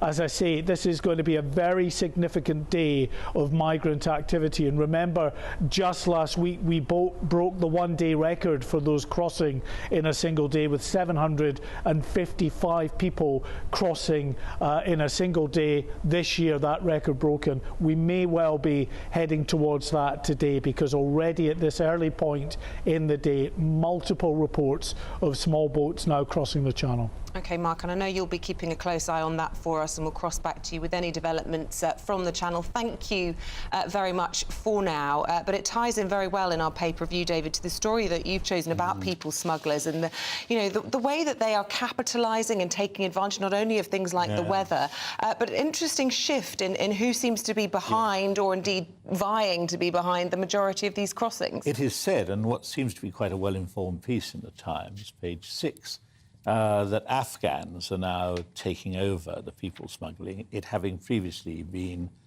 Kurds. I mean, I know I shouldn't get angry about this, but I do get quite angry about this. Yeah, if a man from the Times can find out what's going on and where these gangs are from, why can't we do something about it? I mean, it's this awful thing that we just sit there with a lot of boats, and those boats then, instead of dumping them back where they came from, bring them over here. It's like, a sort of a taxi service, get to the middle of the channel and you get a nice taxi to the UK. Well, and some people on Saturday didn't. I mean, the reason they do it is because the boats are so flimsy that they go under. I mean, you cannot have people drowning. Oh, no, yes, but even on that tragic incident was 5 miles off the French coast. And it was our lifeboats being sent out there. Yeah. I mean, I'm not trying to sound inhuman on it, but it's why are the French not doing it? Because the French have washed their hands. Because if it was the other way round, would we want to try and keep people who wanted to leave?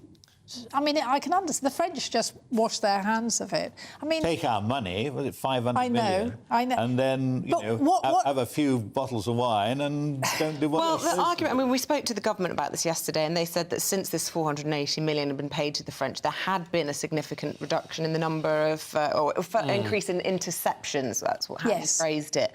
So they're trying to argue that they're getting some value for money for that cash. But we were also hearing, weren't we, about the French being on holiday in August, and a large number of those normally on patrol genuinely think something like 20% down on the normal numbers of people there for those crossings. It's such a difficult issue, David, and I know that you get really angry and frustrated, but it is a global challenge. It's not unique to the UK. Let's say in the UK, it's a difficult issue, but, once again, so I don't sound like a sad old git going on about when I used to be somebody. But, I mean, at the Home Office, we had to deal with all those things. And it's quite clear that certain elementary steps have not been taken. For instance, just because you choose to turn up on a beach, having come out of a small boat, uninvited, unwanted, why should you then have lawyers getting legal aid to represent you?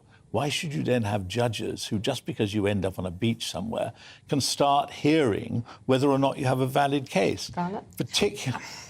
Well, what we need is a proper asylum system. I don't know how many times I've said this on GB News. If we had a proper asylum system that worked properly, then actually people would know that they'll be sent back within weeks. Yeah, all right, instead, once they're here for years. Yeah, but it's all right saying it, because obviously everyone wants a proper... So how do you implement it? Well, we used to have one. But we used to have one. We had fewer people trying to make it. No, we've always had Sangat. I mean, they just came in differently. They came in through the Channel Tunnel, right? Lorries.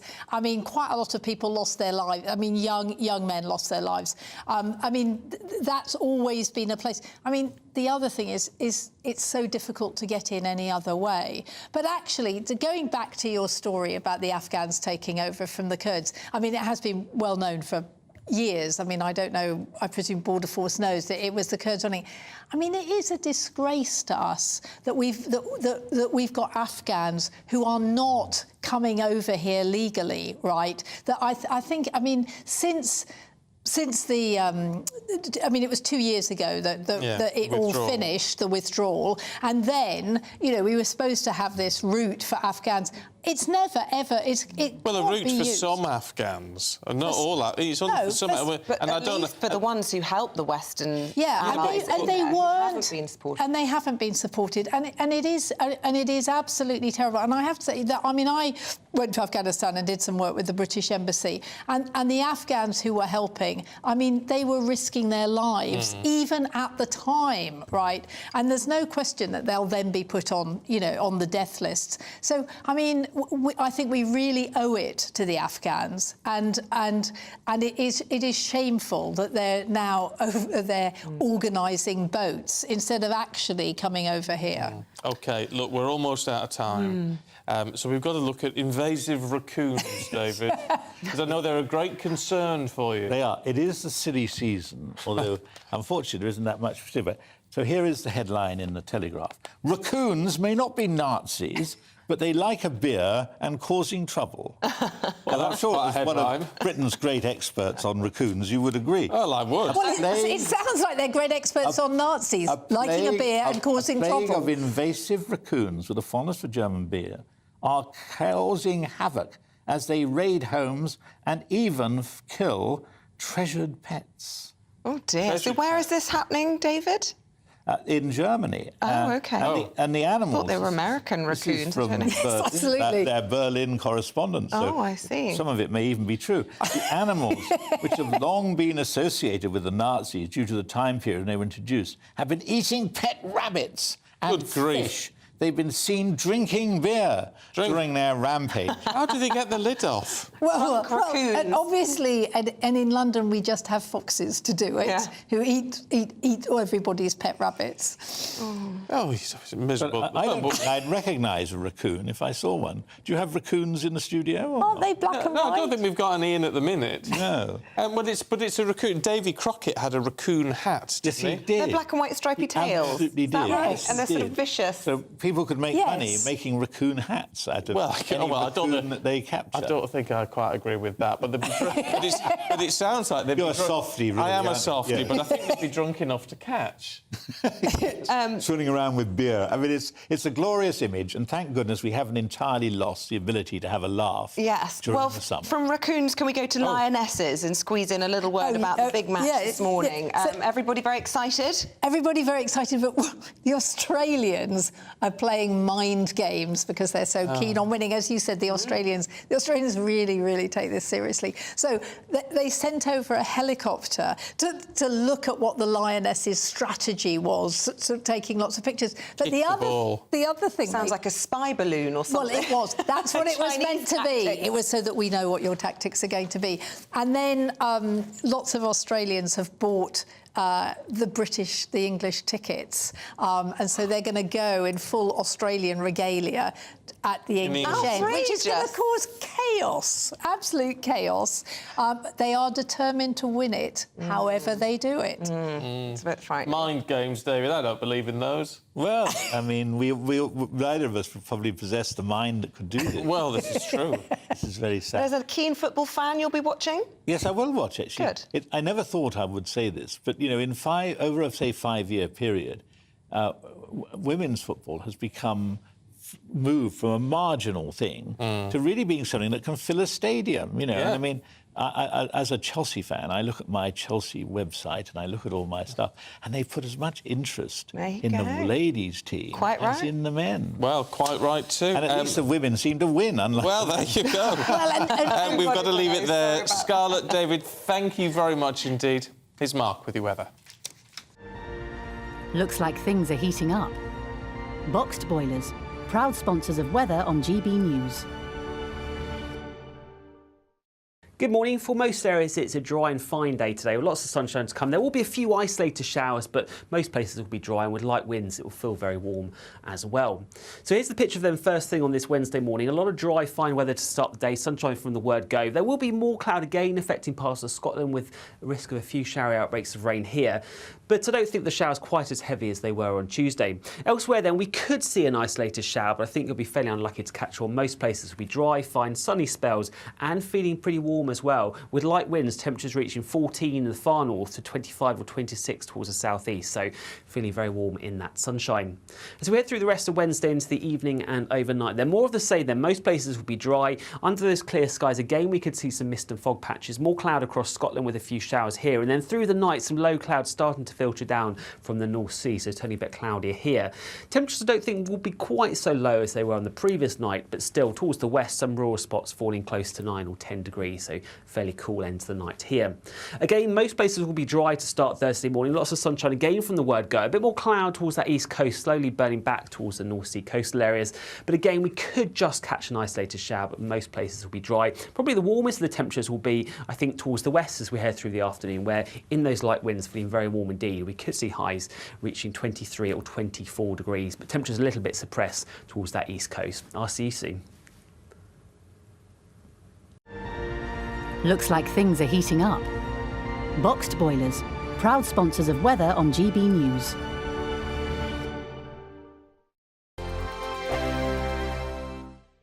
The Live Desk with me, Mark Longhurst. And me, Pip Thompson. It's here Monday to Friday on GB News. From midday, we'll bring you the news as it breaks, whenever it's happening and wherever it's happening, from across the UK and around the world. Refreshing, feisty, but with a bit of fun too. If it matters to you, we'll have it covered on TV, radio and online. Join the Live Desk on GB News, the People's Channel, Britain's news channel. Weeknights on GB News from 6 p.m. You'll always get drama. Please stop, Michelle. I know, yeah. Please stop. Should I just shut up? Romance. You like me, I like you. There you go. There you are. Well, don't tell anybody. Adventure. Etc. That's the whole point.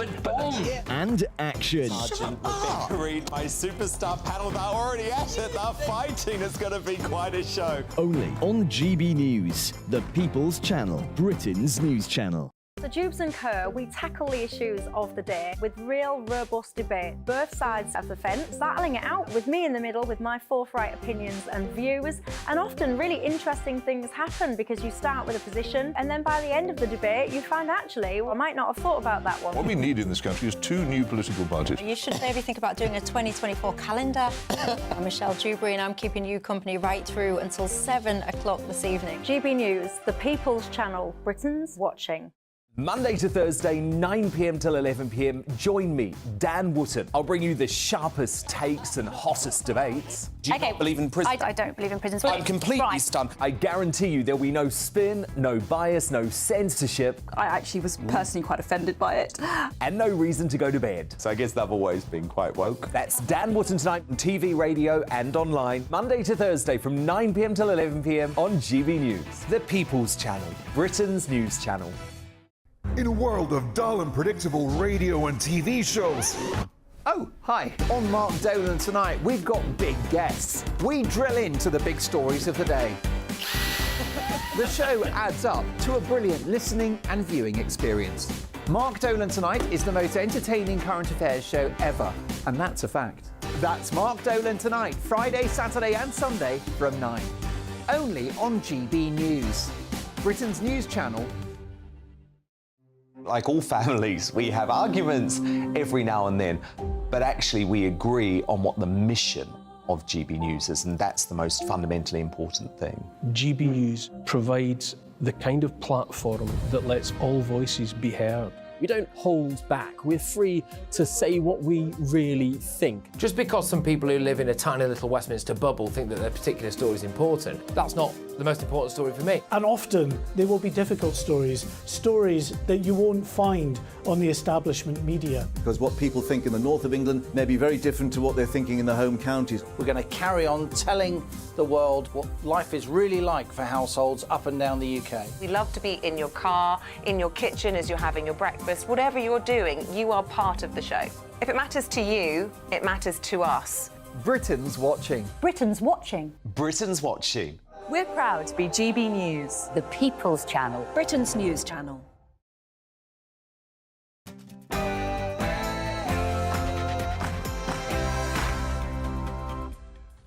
A very good morning to you. It's just gone 9 o'clock. It's Wednesday, the 16th of August. Today, inflation has slowed to a 15-month low of 6.8%, according to the Office for National Statistics. But is that a sign of more promising times ahead? We'll be speaking to the Chief Secretary to the Treasury shortly. Also for you in the next 30 minutes, what's new, Pussycat? The clearest ever photo of a big cat in the British countryside was released. Is it real? Is it common? What do you think? We're going to talk to an expert. And we'll also be taking a look at what your weather's going to get up to today. Hello, most areas had a dry day on Tuesday, but will that fine weather continue as we head into Wednesday? Find out all the details with me here on GB News. I'm Isabel Webster. I'm Stephen Dixon, and this is Breakfast on GB News.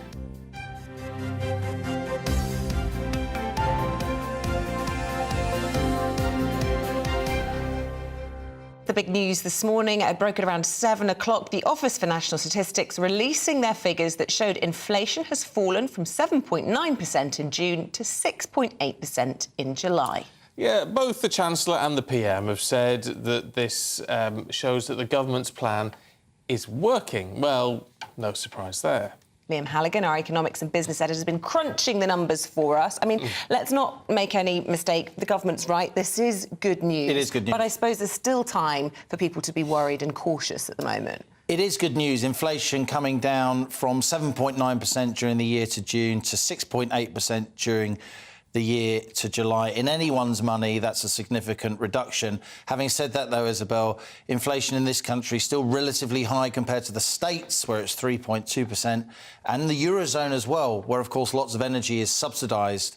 It's 5.5% in the Eurozone. Why is inflation coming down? It's mainly energy prices, also food prices, though I must say food price inflation is still very chunky.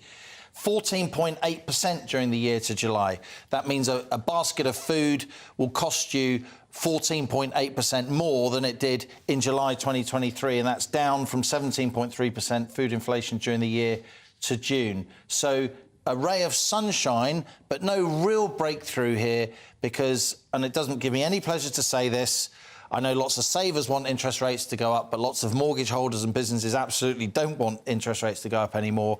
This reduction is not enough, in my view, when combined with yesterday's numbers on still high wage inflation.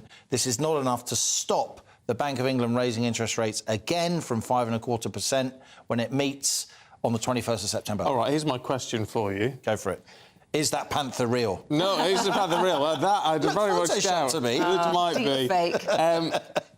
If inflation's come down because of a lot to do with energy prices reducing, then what on earth has an increase in base rate had to do with this, if anything at all?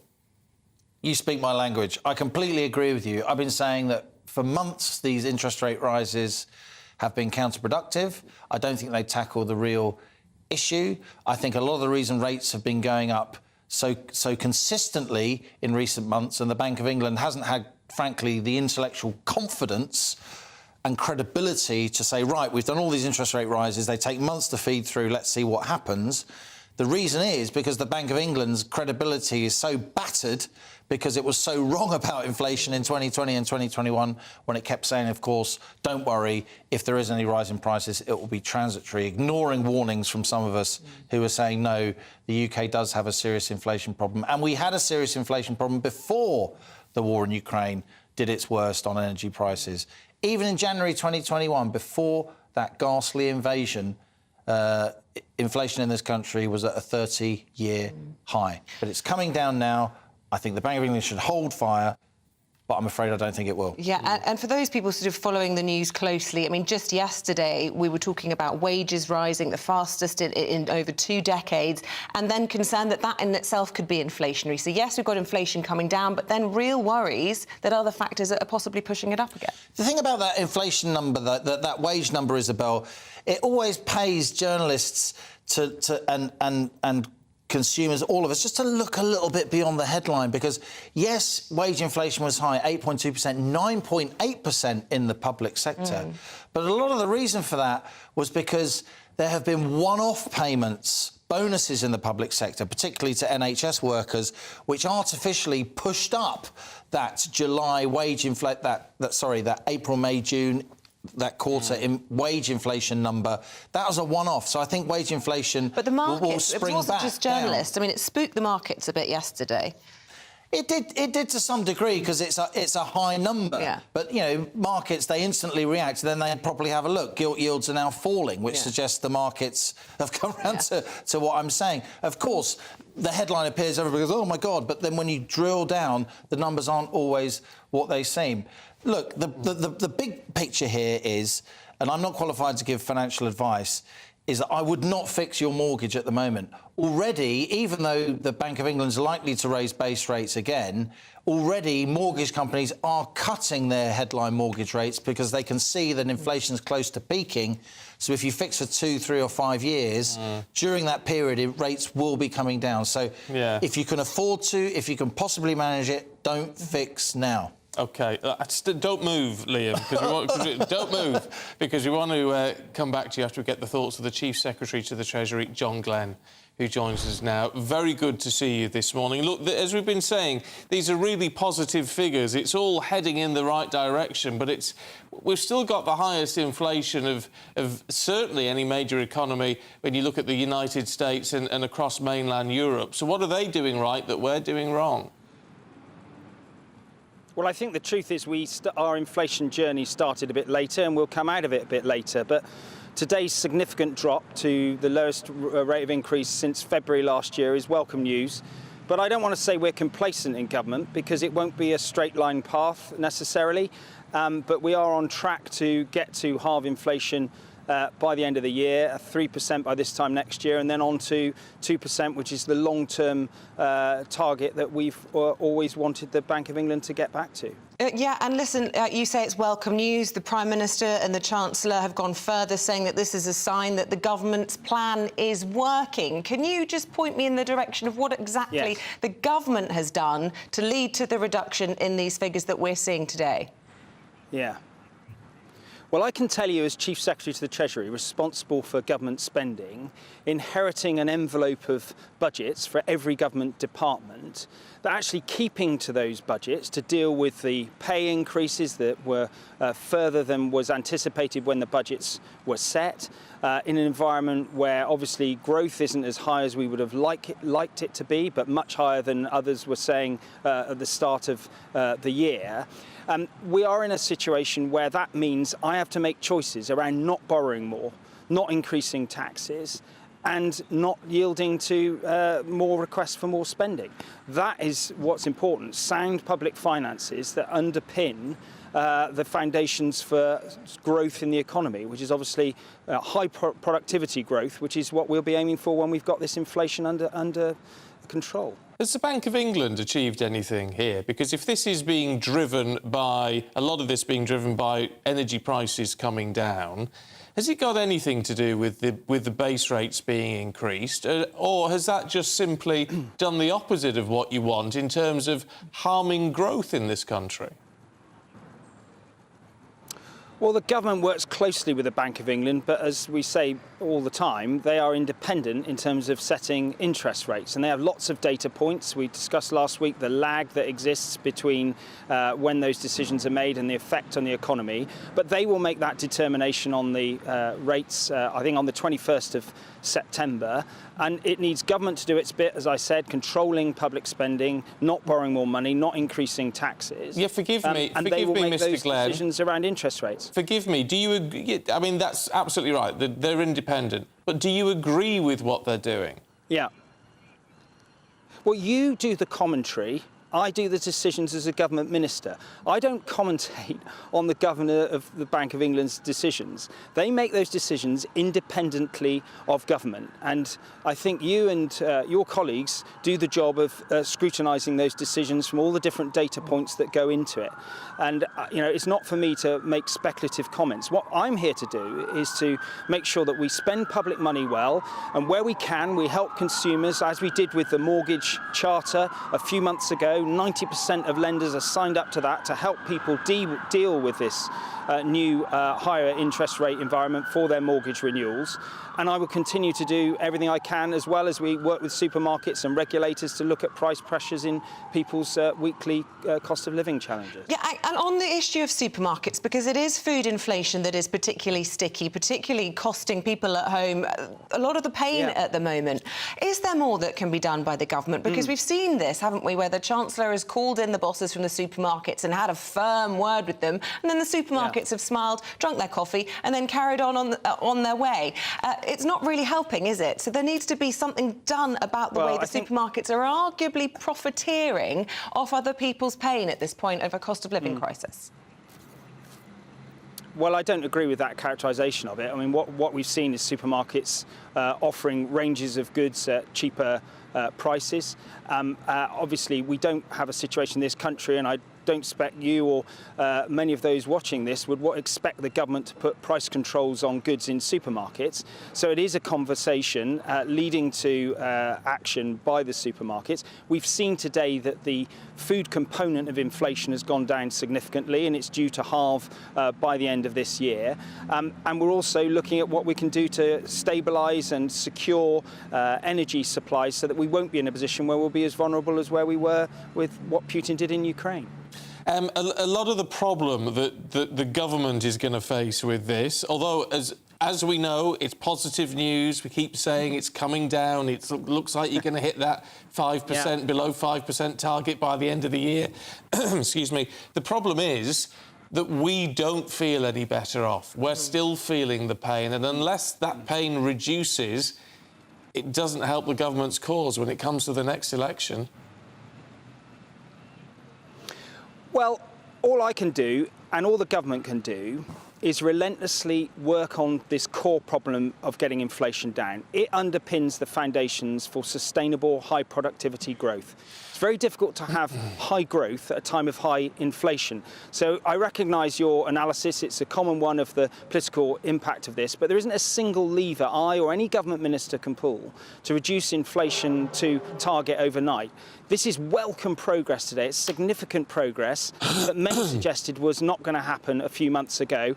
And we will continue, without being complacent, to work on getting to us to halving it this year and then further down next year and beyond. OK, Chief Secretary to the Treasury, John Glenn, thanks very much for your time this morning. Before we go back to Liam to get his analysis, let's just head to North Devon, should we? Jeff Moody is there for us this morning. I mean, it's a very valid point, Jeff, isn't it, to say, you know, whatever is happening in the bigger picture, we're still feeling the pain. Well, absolutely. I mean, this news today, the train is still going in the wrong direction. It's going less slowly, but inflation is still rising. Kenneth Hind is a councillor down here in Bideford. What do you make of the news today, Kenneth? Well, it's good news, really, because it's moving in the right direction.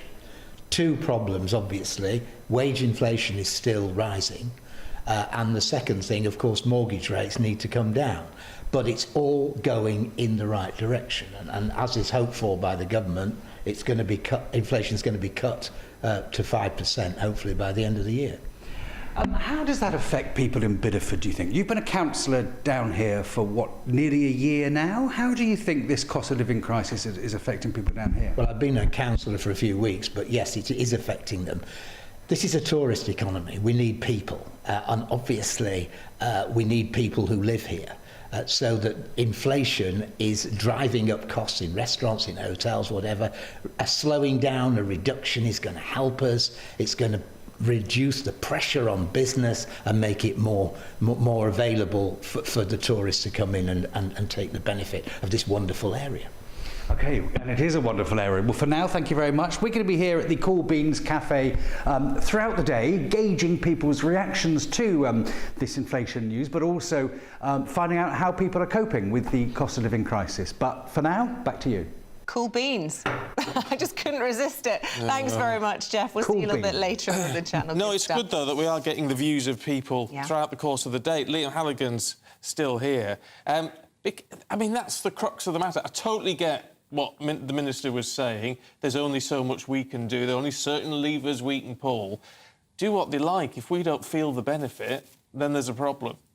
I must say, John Glenn there, Chief Secretary to the Treasury, that means he's number 2 to the Chancellor, Jeremy Hunt. It's one of the few Minister of State positions that has cabinet status. I thought he was pretty sure-footed there in his comments, being absolutely adamant that the Bank of England is independent. Politicians use it. They're independent when they're wrong, and, of course, it's all us when they get things right.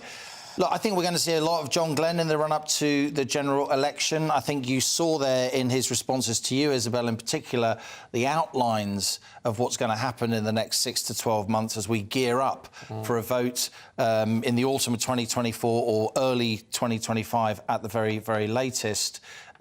He was stressing, wasn't he, that the government doesn't want to overspend. He was stressing that it's the Bank of England's interest rate rises, painful as they are, that are pushing down on inflation.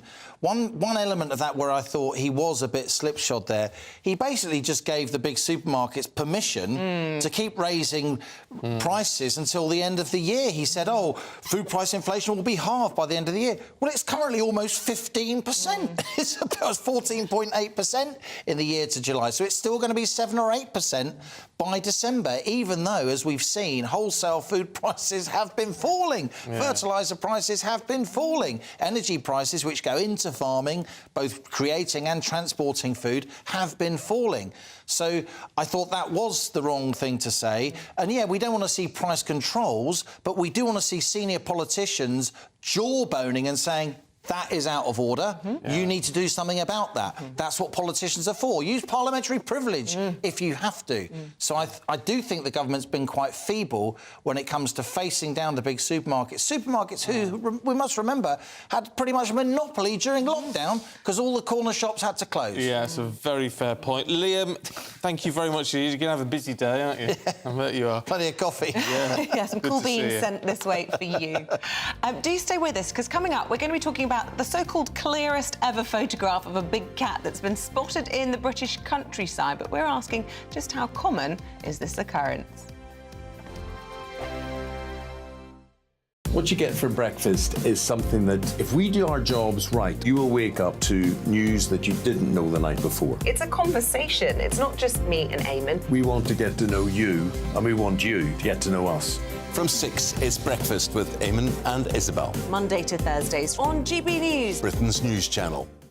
Westminster is going around in ever-decreasing circles, followed by the media. Britain is broken. How on earth did we get into this mess? But more importantly, how do we get out of it? Join me at 7 p.m, Mondays to Thursdays on Farage, here on GB News. We will have open, rational debate. We've got to work out how Britain moves forward from this. Join us here on GB News, the People's Channel. Britain is watching. When the news happens, it happens here. And really important breaking news. Breaking news this morning. On TV, radio and online, the news starts here on Britain's newsroom. All the biggest stories and the answers that you need from across the UK and beyond. Join Britain's newsroom from 9:30 on GB News. The People's Channel, Britain's news channel. Join me, Patrick Christie's, Monday to Friday, 3 till 6. We tackle the day's news agenda like you've never seen before. It's high tempo, high octane, the most controversial topics and the best guests. You will not be able to take your eyes and ears off it. I'm not afraid to ask the questions that you really want answered. 3 till 6 p.m, Monday to Friday on GB News, the People's Channel, Britain's news channel. People in Britain, they love free speech, but they also love fair play. I don't care if I'm speaking somebody from a trade union, from the Labour Party, somebody from the SNP. And I think the viewers like to see that actually we can challenge one another, but in a positive way.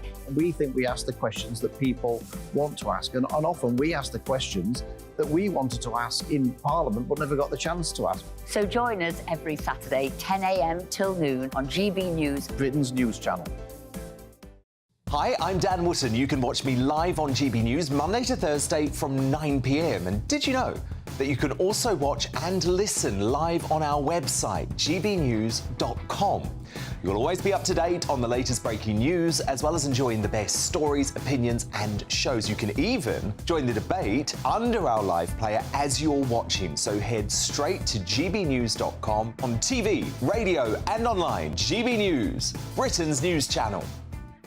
It's all about family, being in people's living rooms, all the interaction and getting to know who our viewers and listeners are. When I was young, my dad used to say, "No, stop arguing." I wanted an outlet that would enable me to give my opinion. People are going through a really hard time right now, and I know that you don't feel like you're being listened to by the establishment. I came to GB News because it's the people's channel, and I want the audience to have their say on the events of the day. We're dynamic. We do something different. Democracy shows that the wisdom of the nation is in its people. I get to travel to find out what the story is from a personal perspective. The British people aren't fools. We know when we're not being told the full story. We've got to work out how Britain moves forward from this. It's the best country in the world. The establishment had their chance. Now we're here to represent your views. Britain's watching. Britain's watching. Britain's watching. We're proud to be GB News. The People's Channel. Britain's news channel.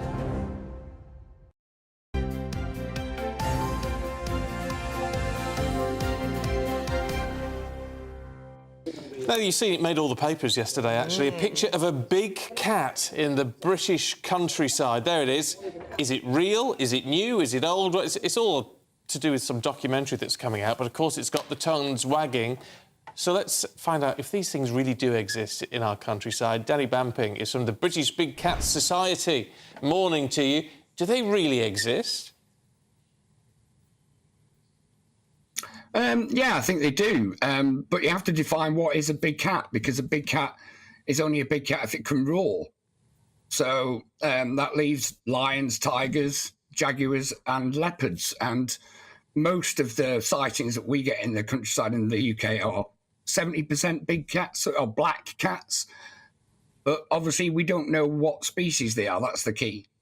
Right, so this photograph that we saw being bandied around in the papers yesterday, do you think it's real, or as some people are suggesting, is it just actually a rehash of an old photograph, or, in modern lingo, a big deep fake?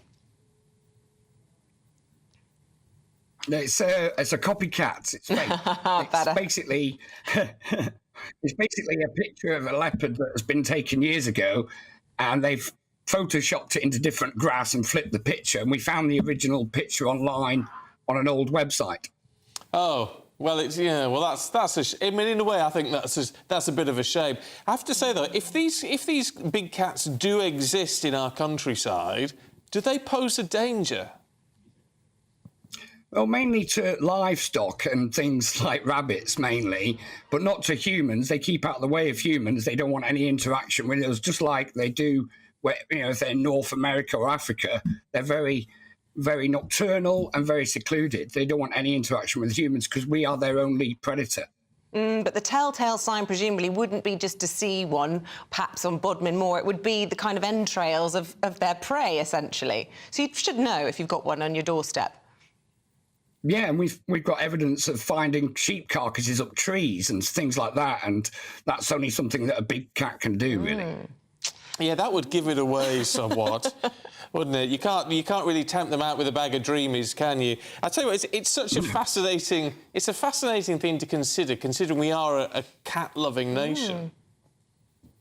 Yeah, I think most of the sightings came after the 1976 Dangerous Wild Animals Act, when the government left a 5-year legal loophole to allow people to introduce any non-Indigenous species into Britain, and that wasn't closed until the Countryside Act in 1981. So a lot of them were attached to these pets and let them go. And just a quick yes or no, have you ever seen a big cat in the wild? I have. That's why I got interested about 25 years ago, and that's why I set up the British Big Cat Society. Brilliant stuff. Danny, really good to see you this morning. Thank you very much indeed. And we're back tomorrow morning at 6. We are bright and early, but up next it's Tom and Ellie. That's right, it's a huge show today. Some big news stories, not just the inflation figures, starting now with a 6 rather than a 7. What does that mean for us at home? But also, red alert declared in the English Channel. We'll be finding out more. We're also going to be talking about cuddles. We're going to be talking about a professional cuddle therapist who charges money for hugs. Would you pay for that? Do let us know. gbnews@gbnews.com. But first, let's get your weather. The temperature's rising. Boxed Solar, proud sponsors of weather on GB News.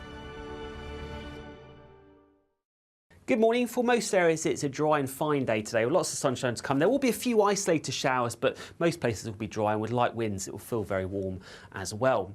So here's the picture of them first thing on this Wednesday morning. A lot of dry, fine weather to start the day, sunshine from the word go. There will be more cloud again affecting parts of Scotland with a risk of a few showery outbreaks of rain here.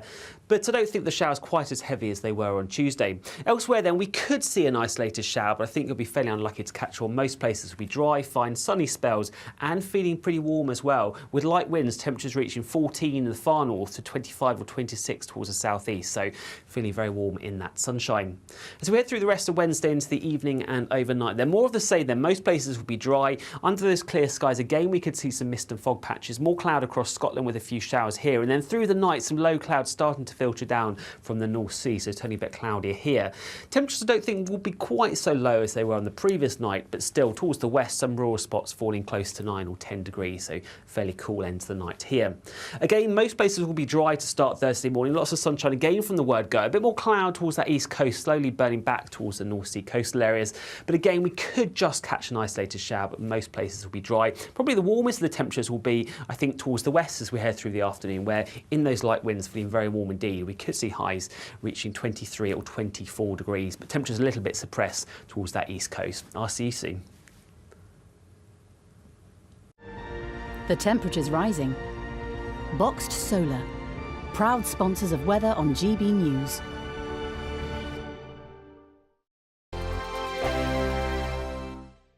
The Live Desk with me, Mark Longhurst. And me, Pip Thompson.